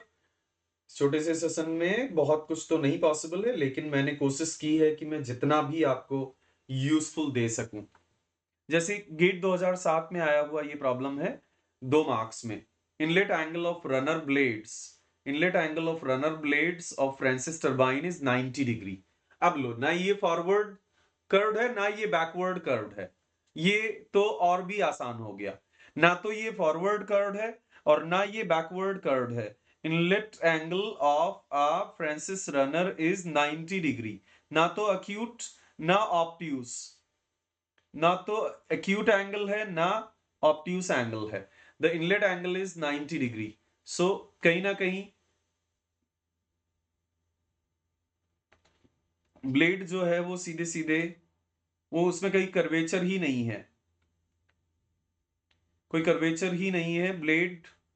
जस्ट इन केस अगर आपने जो 3D डायग्राम्स देखे हैं उनसे आप रिलेट ना कर पाओ तो मैं आपको बता दूं ये अरेंजमेंट कुछ ऐसा होता है एक्चुअली, दैट ब्लेड यहां पर होती हैं।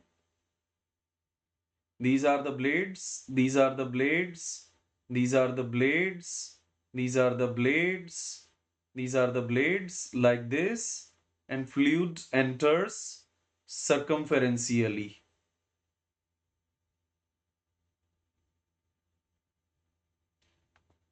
Cool. So inlet angle 90 degree given है और ये इससे आसान और कुछ नहीं हो सकता।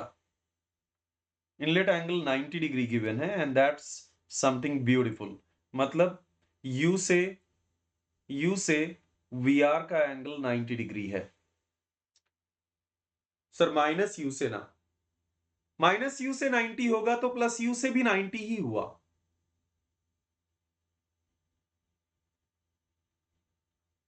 ब्लेड्स आर सो शेप्ड, आगे देखो, blades are so shaped that tangential component of velocity at blade outlet is zero. मैंने क्या बोला था, VW2 हमेशा जीरो होगा, VW2 is always going to be zero. Flow velocity remains constant throughout the blade passage. Flow velocity remains constant throughout the blade passage. So VF1 और VF2 दोनों बराबर हैं and is equal to half of the blade velocity. Blade मतलब peripheral velocity. Peripheral velocity से half है। Blade efficiency runner की क्या होगी? Blade efficiency मतलब hydraulic efficiency, जो मेन मशीन में पावर कन्वर्जन में जो लॉसेस हो रहे हैं उससे डिफाइन होती है हाइड्रोलिक एफिशिएंसी। मैंने पेल्टन के समय बहुत क्लियरली आपको बताया है कि नोजल में लॉसेस होंगे, फिर कन्वर्जन के समय जो लॉसेस होंगे वो है हाइड्रोलिक एफिशिएंसी, बियरिंग्स में जो लॉसेस होंगे वो है मैकेनिकल एफिशिएंसी। तो overall efficiency nozzle plus hydraulic into mechanical. वैसे ही फ्रांसिस टर्बाइन हो या कैप्लन टर्बाइन हो, इनके केसेस में भी यही होगा दैट हाइड्रोलिक एफिशिएंसी जो मेन फ्लूइड की एनर्जी को रोटर पे कन्वर्ट करते समय लॉसेस हुए, या जो आप नहीं कन्वर्ट कर पाए। लॉसेस जरूरी नहीं है, वो पार्ट जो आप कन्वर्ट नहीं कर पाए। फ्लूइड की टोटल एनर्जी 100 थी, वो रोटर को 80 ही दे पाया, बाकी 20 नहीं दे पाया। तो वो 20 आपकी इनएफिशिएंसी है, यानी कि आपकी एफिशिएंसी है 80%। Okay, so hydraulic efficiency is कितना पावर आपने डेवलप किया डिवाइडेड बाय कितना एनर्जी पहले अवेलेबल रहा होता, कितना एनर्जी पहले अवेलेबल रहा होता। ओके, अब कितना पावर आपने डेवलप किया वो बहुत क्लियरली आप लिख सकते हो VW1U1। क्यों? क्योंकि VW1U1 by g, VW1U1 by g, and यहां भी VW1U1 बाई जी। आप चाहो तो फॉर्मूलाज यूज करो, मैं आपको रिकमेंड करूंगा कि फॉर्मूलाज से बेहतर है कि आप प्रोसीजर यूज करो। एंड इसको आप लिख सकते हो VF2² अपॉन 2G। देखो, जो प्रोसीजर मैंने आपको बताया है, सेम प्रोसीजर हम लोग फॉलो कर रहे हैं। We are following exactly the same procedure. जी ने जी को जी से जी तक मार दिया, आपके पास है VW1U1 upon VW1U1 plus VF2², VF2²। Okay, VF2 given है आपको, VF2 गिवन है, और वो है U1 का half. VF2 is given and that is half of U1. So VW1U1 divided by VW1U1, and VF2 given है कितना, ब्लेड वेलोसिटी इनलेट पर जो भी है उसका हाफ है फ्लो वेलोसिटी। एंड एक 2 यहां पर पहले से था, आई एम सो सॉरी, तो एक 2 यहां पर पहले से था। अब एक U1 तो कैंसिल हो जाएगा, एंड मुझे मिलता है VW1 अपॉन VW1 प्लस एक U1 कैंसिल हो चुका है, तो U1 अपॉन 8। क्लियर? अब कैसे भी करके मुझे VW1 को U1 के टर्म्स में एक्सप्रेस करना होगा। इनलेट एंगल 90 डिग्री है, इनलेट ब्लेड एंगल 90 डिग्री है, तो VR plus U, VR plus U, शायद वो दिख नहीं रहा होगा आपको, यहां बना देता हूं। इनलेट ब्लेड एंगल 90 डिग्री है, सो VR प्लस U, ये हो गया absolute velocity at inlet, VR1 plus U1। आप क्लियरली देख सकते हो V1 का, आप क्लियरली देख सकते हो V1 का जो कंपोनेंट U1 के अलोंग है वो एक्चुअली U1 के बराबर है। V1 का जो कंपोनेंट U1 के अलोंग है वो एक्चुअली U1 के बराबर है। VW1 is exactly the same as U1, so VW1 को हम लिख सकते हैं U1 से exactly same, and U1 से exactly same। U1 ने U1 को U1 से U1 तक मार दिया, और मुझे मिलता है 1/1 plus 1/8, 1/1 plus 1/8। Okay, this is cool. So 1 plus 1/8, and 1 divided by the answer 88.88%. Option D is correct. 88.88%, which is roughly 89%. क्या ही तो बात है, 2 मार्क्स आपकी झोली में है।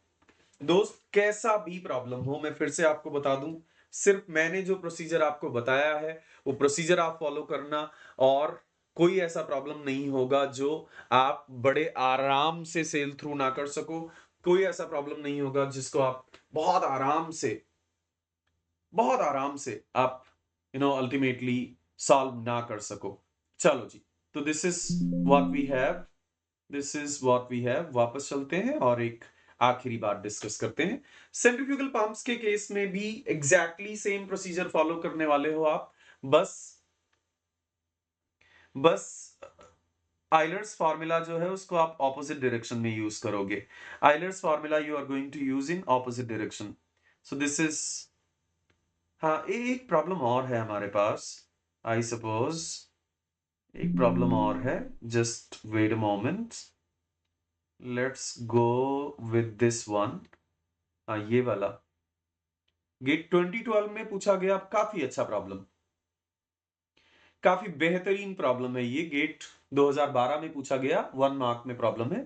वेलोसिटी ट्रायंगल एट इनलेट, ये वाला इनलेट है जो मैं रेड से मार्क कर रहा हूं, ये इनलेट वेलोसिटी ट्रायंगल है, क्योंकि V1 W1 V1 और एब्सोल्यूट वेलोसिटी को यहां W1 से रिप्रेजेंट किया गया है।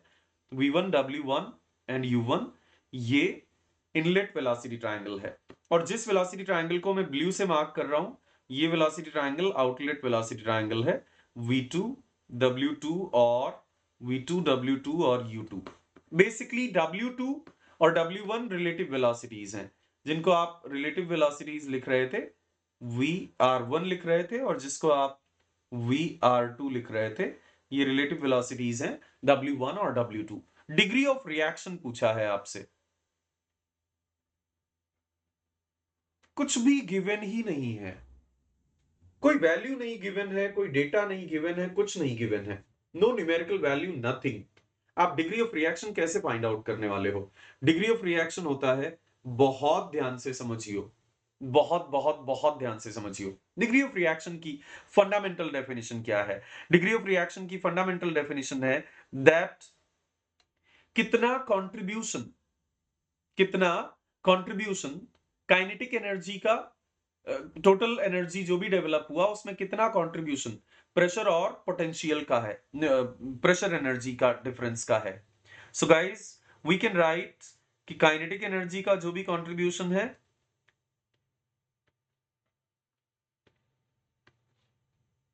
Contribution of pressure energy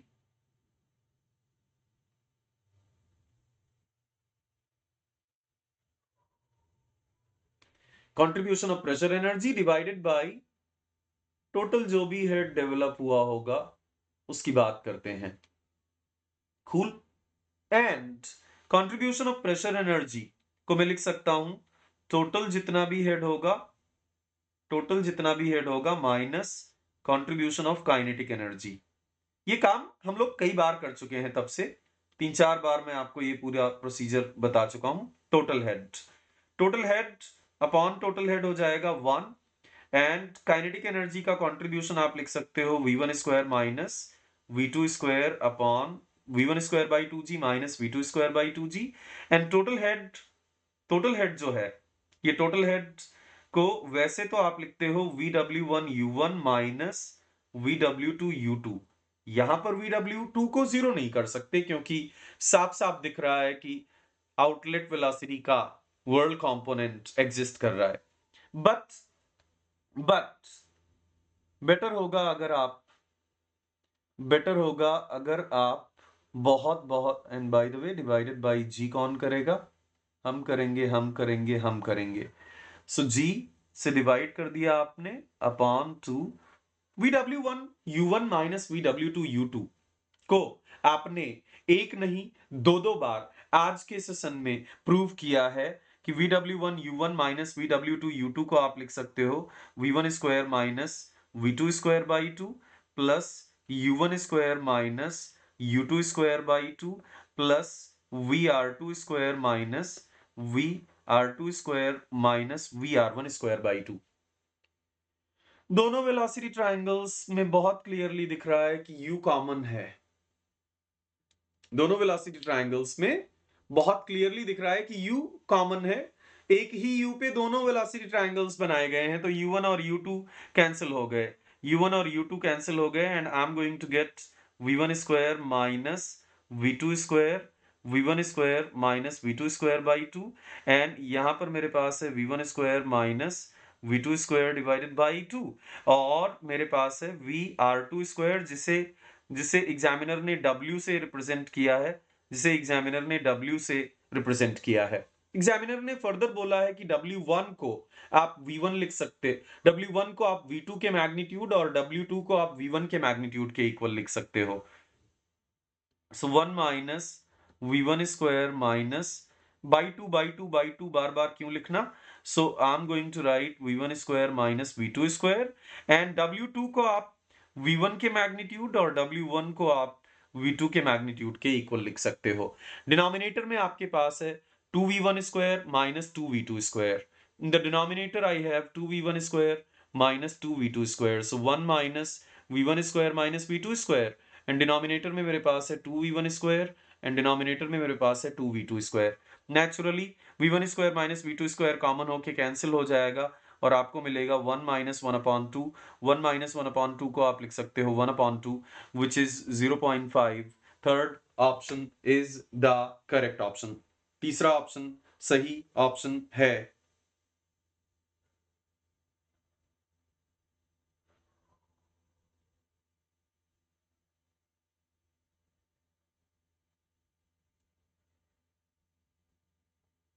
third option correct option है.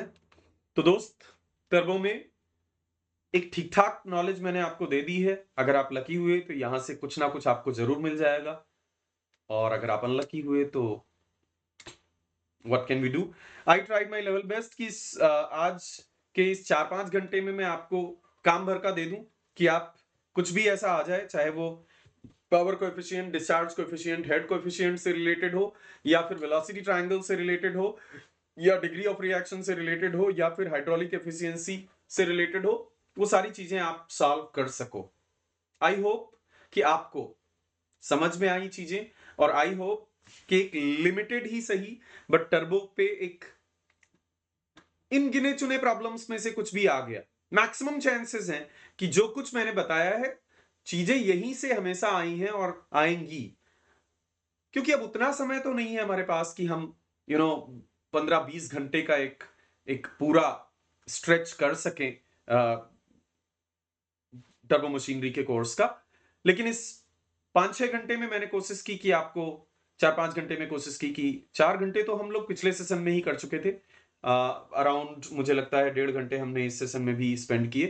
तो मोर और लेस आपको चीजें पता हैं. एक लास्ट बात आपको बता दूं जाते जाते, and that particular thing is something जो आपको जानने की जरूरत है, और उसमें बहुत ज्यादा लॉजिक नहीं बताऊंगा आपको, लेकिन लॉजिक भी समझ में आ जाएगा. मैं कोई ऐसी चीज बताता नहीं हूं जिसमें बहुत इलॉजिकल हो या बहुत सीधे आपको रटाने की कोशिश करूं. वन लास्ट थिंग, चाहे वो टरबाइन हो या फिर पंप हो, टरबाइन के एग्जिट पर, खासकर रिएक्शन टरबाइंस के एग्जिट पर, रिएक्शन टरबाइंस का जो एग्जिट होता है, जो भी टरबाइन है, इस टरबाइन के एग्जिट पर, टरबाइन का एग्जिट जहां पर भी है, यहां पर कई बार प्रेशर काफी कम हो जाता है. टेल रेस के कंपैरिजन में आप ऊपर हो, अभी टेल रेस के कंपैरिजन में आप z अमाउंट से ऊपर हो, और टेल रेस पर अल्टीमेटली एटमॉस्फेरिक प्रेशर होना है. और यहां से क्योंकि एक क्लोज्ड चैनल है, इसलिए यहां पर प्रेशर कई बार काफी कम हो जाता है. यहां पर प्रेशर एक लिमिट से कम नहीं होना चाहिए. टरबाइंस के केस में जस्ट आफ्टर रनर एग्जिट के बाद प्रेशर कम से कम इतना रहना चाहिए कि जो एटमॉस्फेरिक प्रेशर है उससे वो वेपर प्रेशर प्लस ये जो हाइट है, वेपर प्रेशर प्लस ये जो हाइट है, इसके कंपैरिजन में एटमॉस्फेरिक प्रेशर ज्यादा रहे. क्योंकि अगर वेपर प्रेशर से कम हुए आप यहां, तो कैविटेशन होना शुरू हो जाएगा. इस डिफरेंस को कहते हैं net positive suction head. Pumps के केस में ये काम इनलेट पर होगा. पंप्स के केस में it's going to take place at the inlet. क्यों? क्योंकि जिस रिजर्वायर से पंप फ्लूइड को ड्रॉ करेगा, उस रिजर्वायर से P0 पर ड्रॉ करेगा, और उसके बाद Z अमाउंट से और रिड्यूस होना है प्रेशर.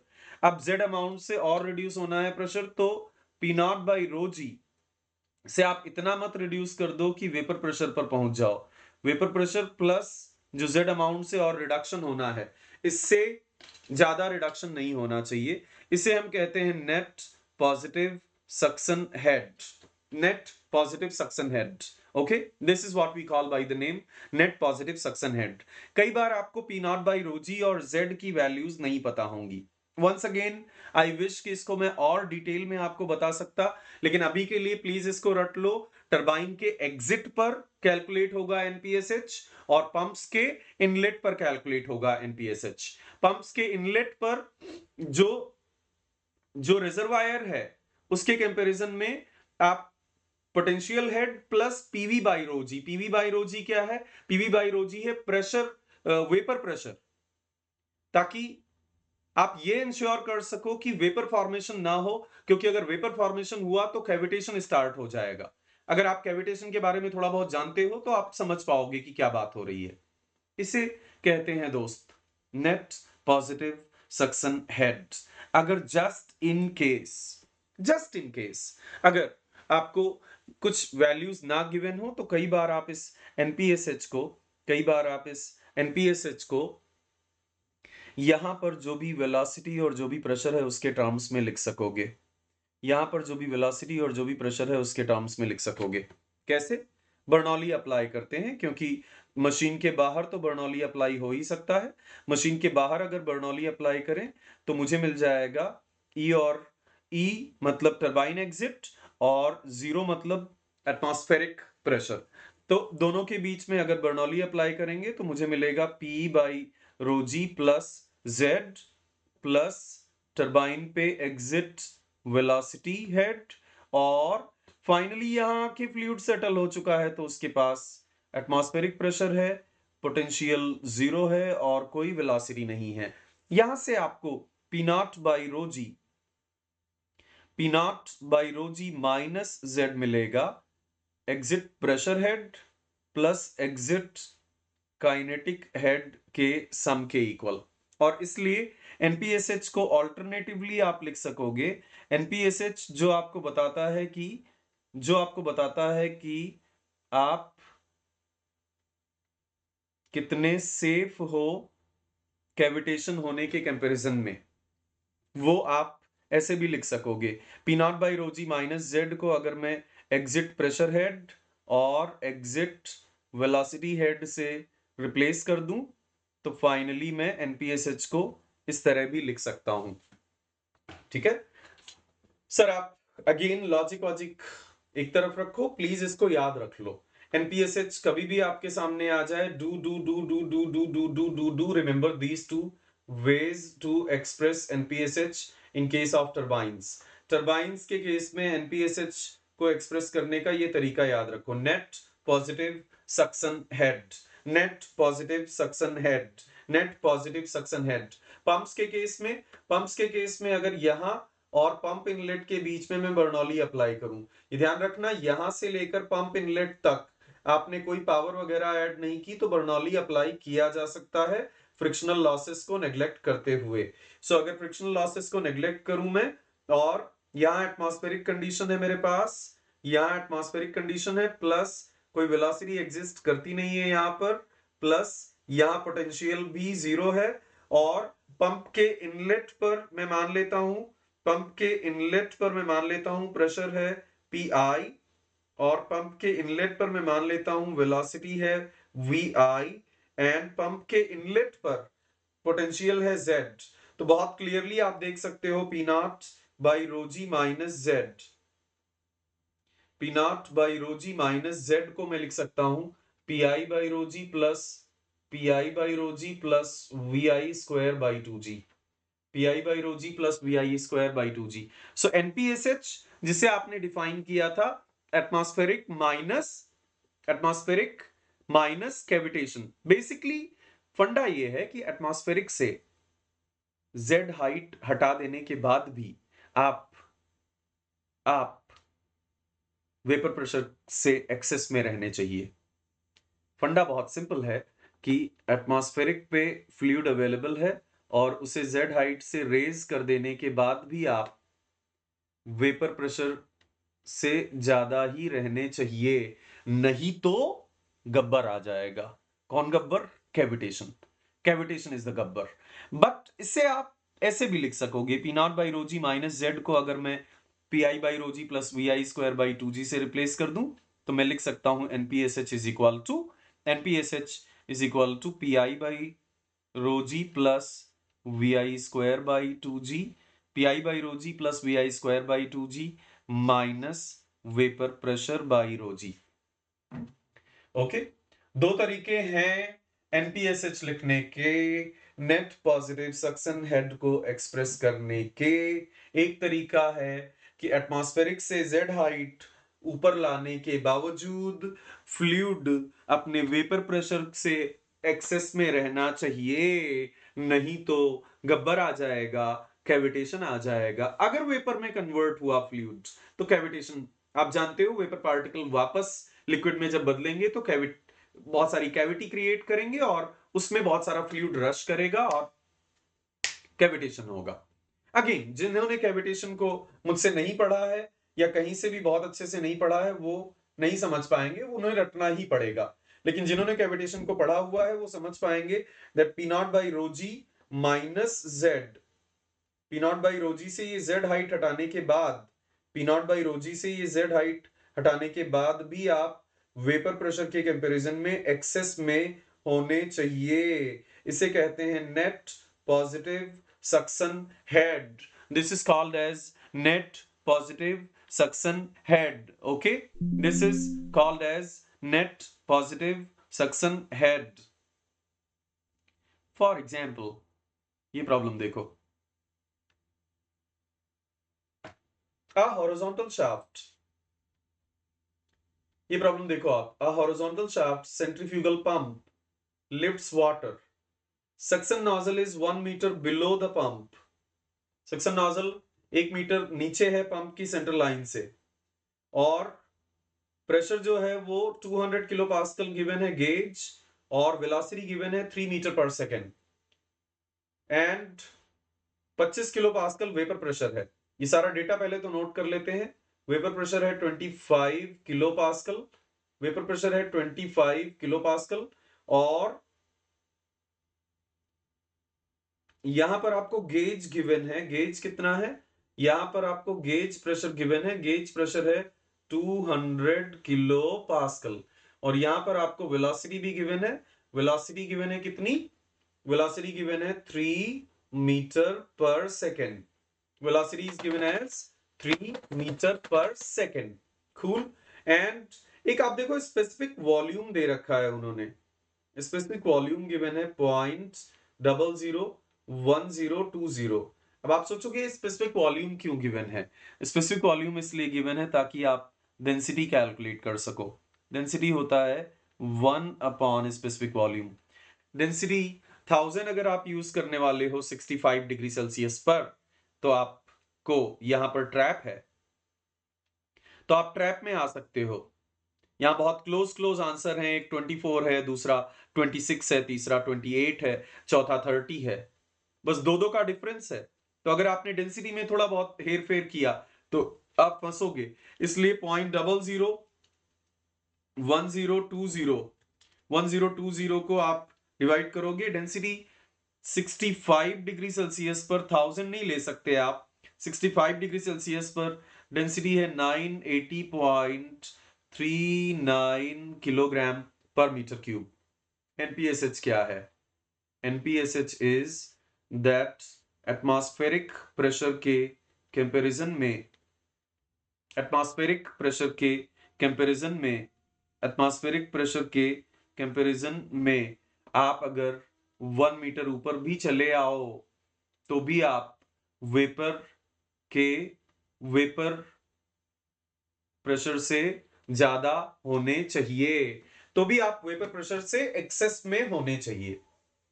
वेपर प्रेशर गिवन है आपको, वेपर प्रेशर गिवन है। अब ये पी नॉट आप सीधे सीधे नहीं रखने वाले हो, क्योंकि पी नॉट अनफॉर्चुनेटली मेंशन नहीं है कि यहां पर एग्जैक्टली कितना प्रेशर है। सो आप P naught by rho g को बर्नौलीज इक्वेशन अप्लाई करोगे 0 पॉइंट और आई पॉइंट के बीच में, 0 पॉइंट और आई पॉइंट के बीच में बर्नौलीज इक्वेशन अप्लाई करोगे between point 0 and point I. 0 point और आई पॉइंट के बीच में आप बर्नौलीज इक्वेशन अप्लाई करोगे और आपको मिलने वाला है P naught by rho g plus 0 square by 2g, 0 square by 2g plus 0, यहां पर पोटेंशियल भी है, एंड अल्टीमेटली ऊपर गए 1 मीटर से, 1 मीटर से ऊपर गए तो वहां पर प्रेशर आपको गिवन है, कितना प्रेशर गिवन है, 200 प्लस 101.325, क्योंकि गेज प्रेशर गिवन है तो प्रेशर आपको वहां पर गिवन है, divided by rho g, and उसके बाद वहां पर वेलोसिटी भी आपके पास है, there velocity is also given 3 square divided by 2g, 3 square divided by 2g, और वहां पर पोटेंशियल है 1। Finally P naught by rho g, P naught by rho g minus 1 आपको मिल जाएगा, P naught by rho g minus 1 मिलेगा, 301.325 into 10 power 3 divided by 301.325 divided by rho g plus 3 square upon 2g। इस value को वहां रखो तो NPSH आपको मिल जाएगा। Put this value there and you will get NPSH value. PV भी गिवन है ना, 25 किलो पास्कल रखो, 301.325 into 10 power 3 divided by, in fact 25 kilo pascal को सब्ट्रैक्ट कर दो, P naught by rho g minus 1 को ऊपर रख रहा हूं मैं NPSH के फॉर्मूला में, सो 301.325 into 10 power 3 minus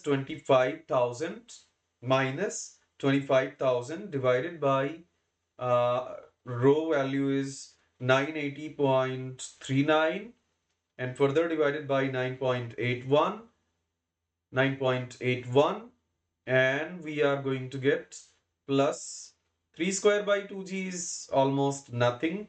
3 square by 2g is like 9 divided by 19.86, 9.81 को 19 point something लिख सकते हैं ना, 9.81 into 2 को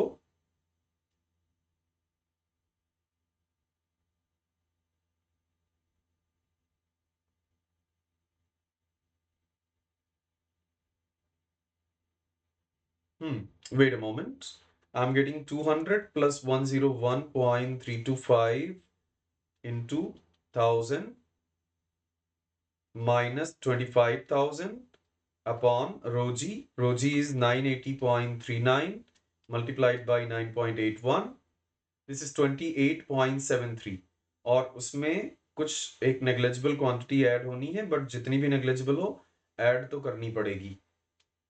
2 into 9.81, 2 multiplied by 9.81, and this is going to be 2 multiplied by 9.81, and this is going to be 29.18। जहां तक मुझे याद है इसका आंसर 28 सही था। 2006 2 marks, हाँ जी 28 should be correct। Centrifugal pump lifts water at suction nozzle is 1 meter below pump center line.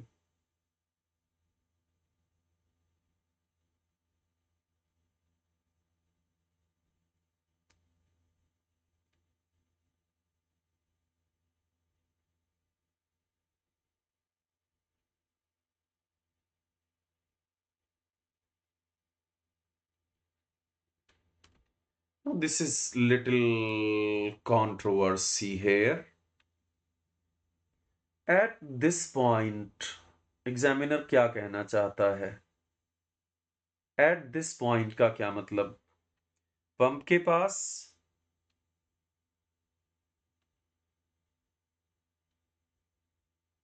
या सक्शन नोजल के पास?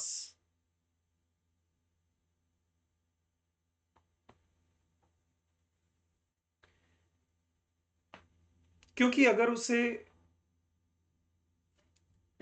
अच्छा मैं अगर ये बर्नौलीज इक्वेशन वाला फंडा पूरा ना यूज करूं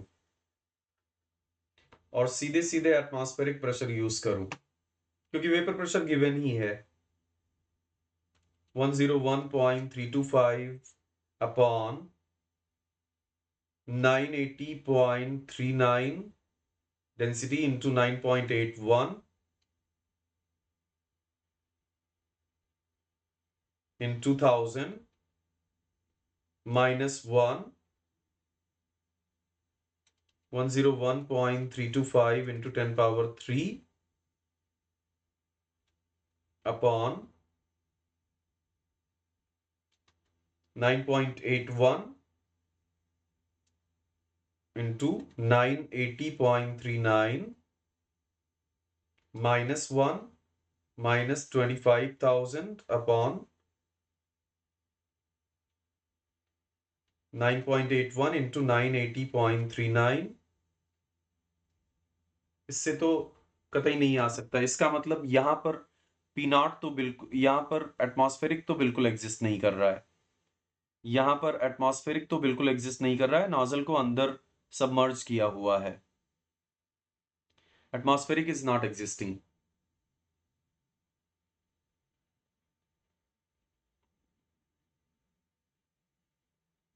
and that means eight this point का मतलब है नोजल पर वेलोसिटी। वो मुझे शुरू में भी पढ़ते समय लगा था, but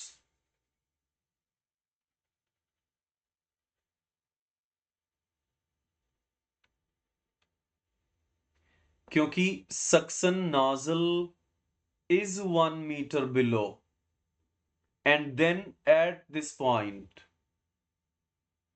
suction nozzle is 1 meter below pump center line, and then at this point pressure is equal to 200 kilopascal gauge and velocity is equal to 3 meter per second.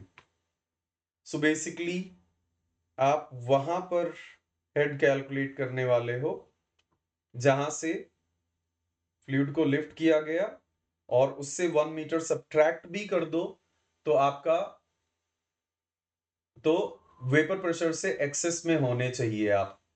ये इंफॉर्मेशन यहां की है, ये इंफॉर्मेशन यहां की है, और ये इंफॉर्मेशन अगर यहां की है तो यहां पर हम लिख सकते हैं 200 kilo pascal, 200 kilo pascal plus 101.325 kilo pascal plus 101.325 kilo pascal divided by, यहां पर जो भी टोटल हेड अवेलेबल है उससे आप 1 सब्ट्रैक्ट करो, उससे आप टोटल हेड जो भी अवेलेबल है upon rho g 980.39 into 9.81, and और थोड़ा सा हेड और अवेलेबल है 3 स्क्वायर बाई 2g, हालांकि वो कुछ भी नहीं है, वो नेग्लेजिबल है।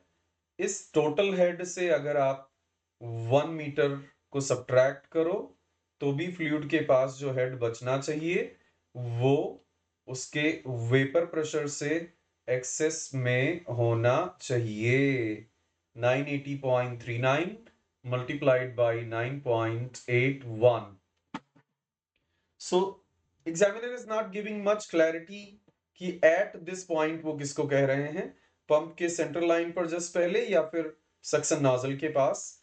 बट एक चीज क्लियर हो जा रही है कि suction nozzle is 1 metre below, and उसी के जस्ट बाद बोल रहे हैं suction nozzle is 1 metre below and the pressure at this point. Suction nozzle is 1 metre below the pump line, pump की सेंटर लाइन से 1 मीटर नीचे है, और यहां पर प्रेशर इतना है और वेलोसिटी इतनी है। Now you calculate this, now you calculate this 200 plus 101.325 multiplied by 1000 and minus 25,000 and divided by 980 and further divided by 9.81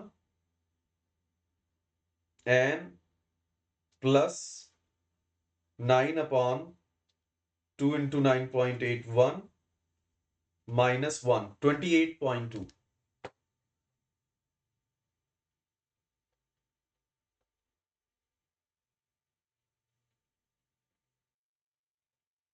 net positive suction head, जो भी फ्लूइड का संप में टोटल हेड अवेलेबल हो उससे फ्लूइड को एक सर्टेन हाइट गिवन होगी हमेशा, उतना हेड सब्ट्रैक्ट करने के बाद भी आप वेपर प्रेशर से एक्सेस में रहने चाहिए, चाहिए। You should be in excess of vapour pressure अगर आपको कैविटेशन अवॉइड करना है तो। दोस्त, मैंने अपनी तरफ से पूरी कोशिश की है कि आपको इस लास्ट मोमेंट पे टर्बो से आने वाले ज्यादातर क्वेश्चंस की प्रोबेबिलिटी को देखते हुए मैं आपको कवरेज दे सकूं। आई जस्ट होप दैट आपको बातें समझ में आई होंगी, एंड आई जस्ट होप कि आप थोड़े से पीवाईक्यूज मैंने सॉल्व करवाए हैं, थोड़े से पीवाईक्यूज अपनी तरफ से प्रैक्टिस करोगे, और टर्बो से आने वाले क्वेश्चंस को 90% चांसेस हैं कि आप अगर लकी हुए तो आपको ऐसा ही क्वेश्चन मिलने वाला है जो टॉपिक्स हमने टच किए हैं। ऐसी कोई चीज हमने छोड़ी नहीं है एज सच, बट फिर भी एक छोटे से कोर्स में एक क्रैश टाइप करने में आप ये कभी नहीं क्लेम कर सकते कि आपने 100% पॉसिबिलिटीज कवर कर ली। Thank you so very much people for joining me in. बहुत बहुत धन्यवाद। मचाना जारी रहे। थैंक्स।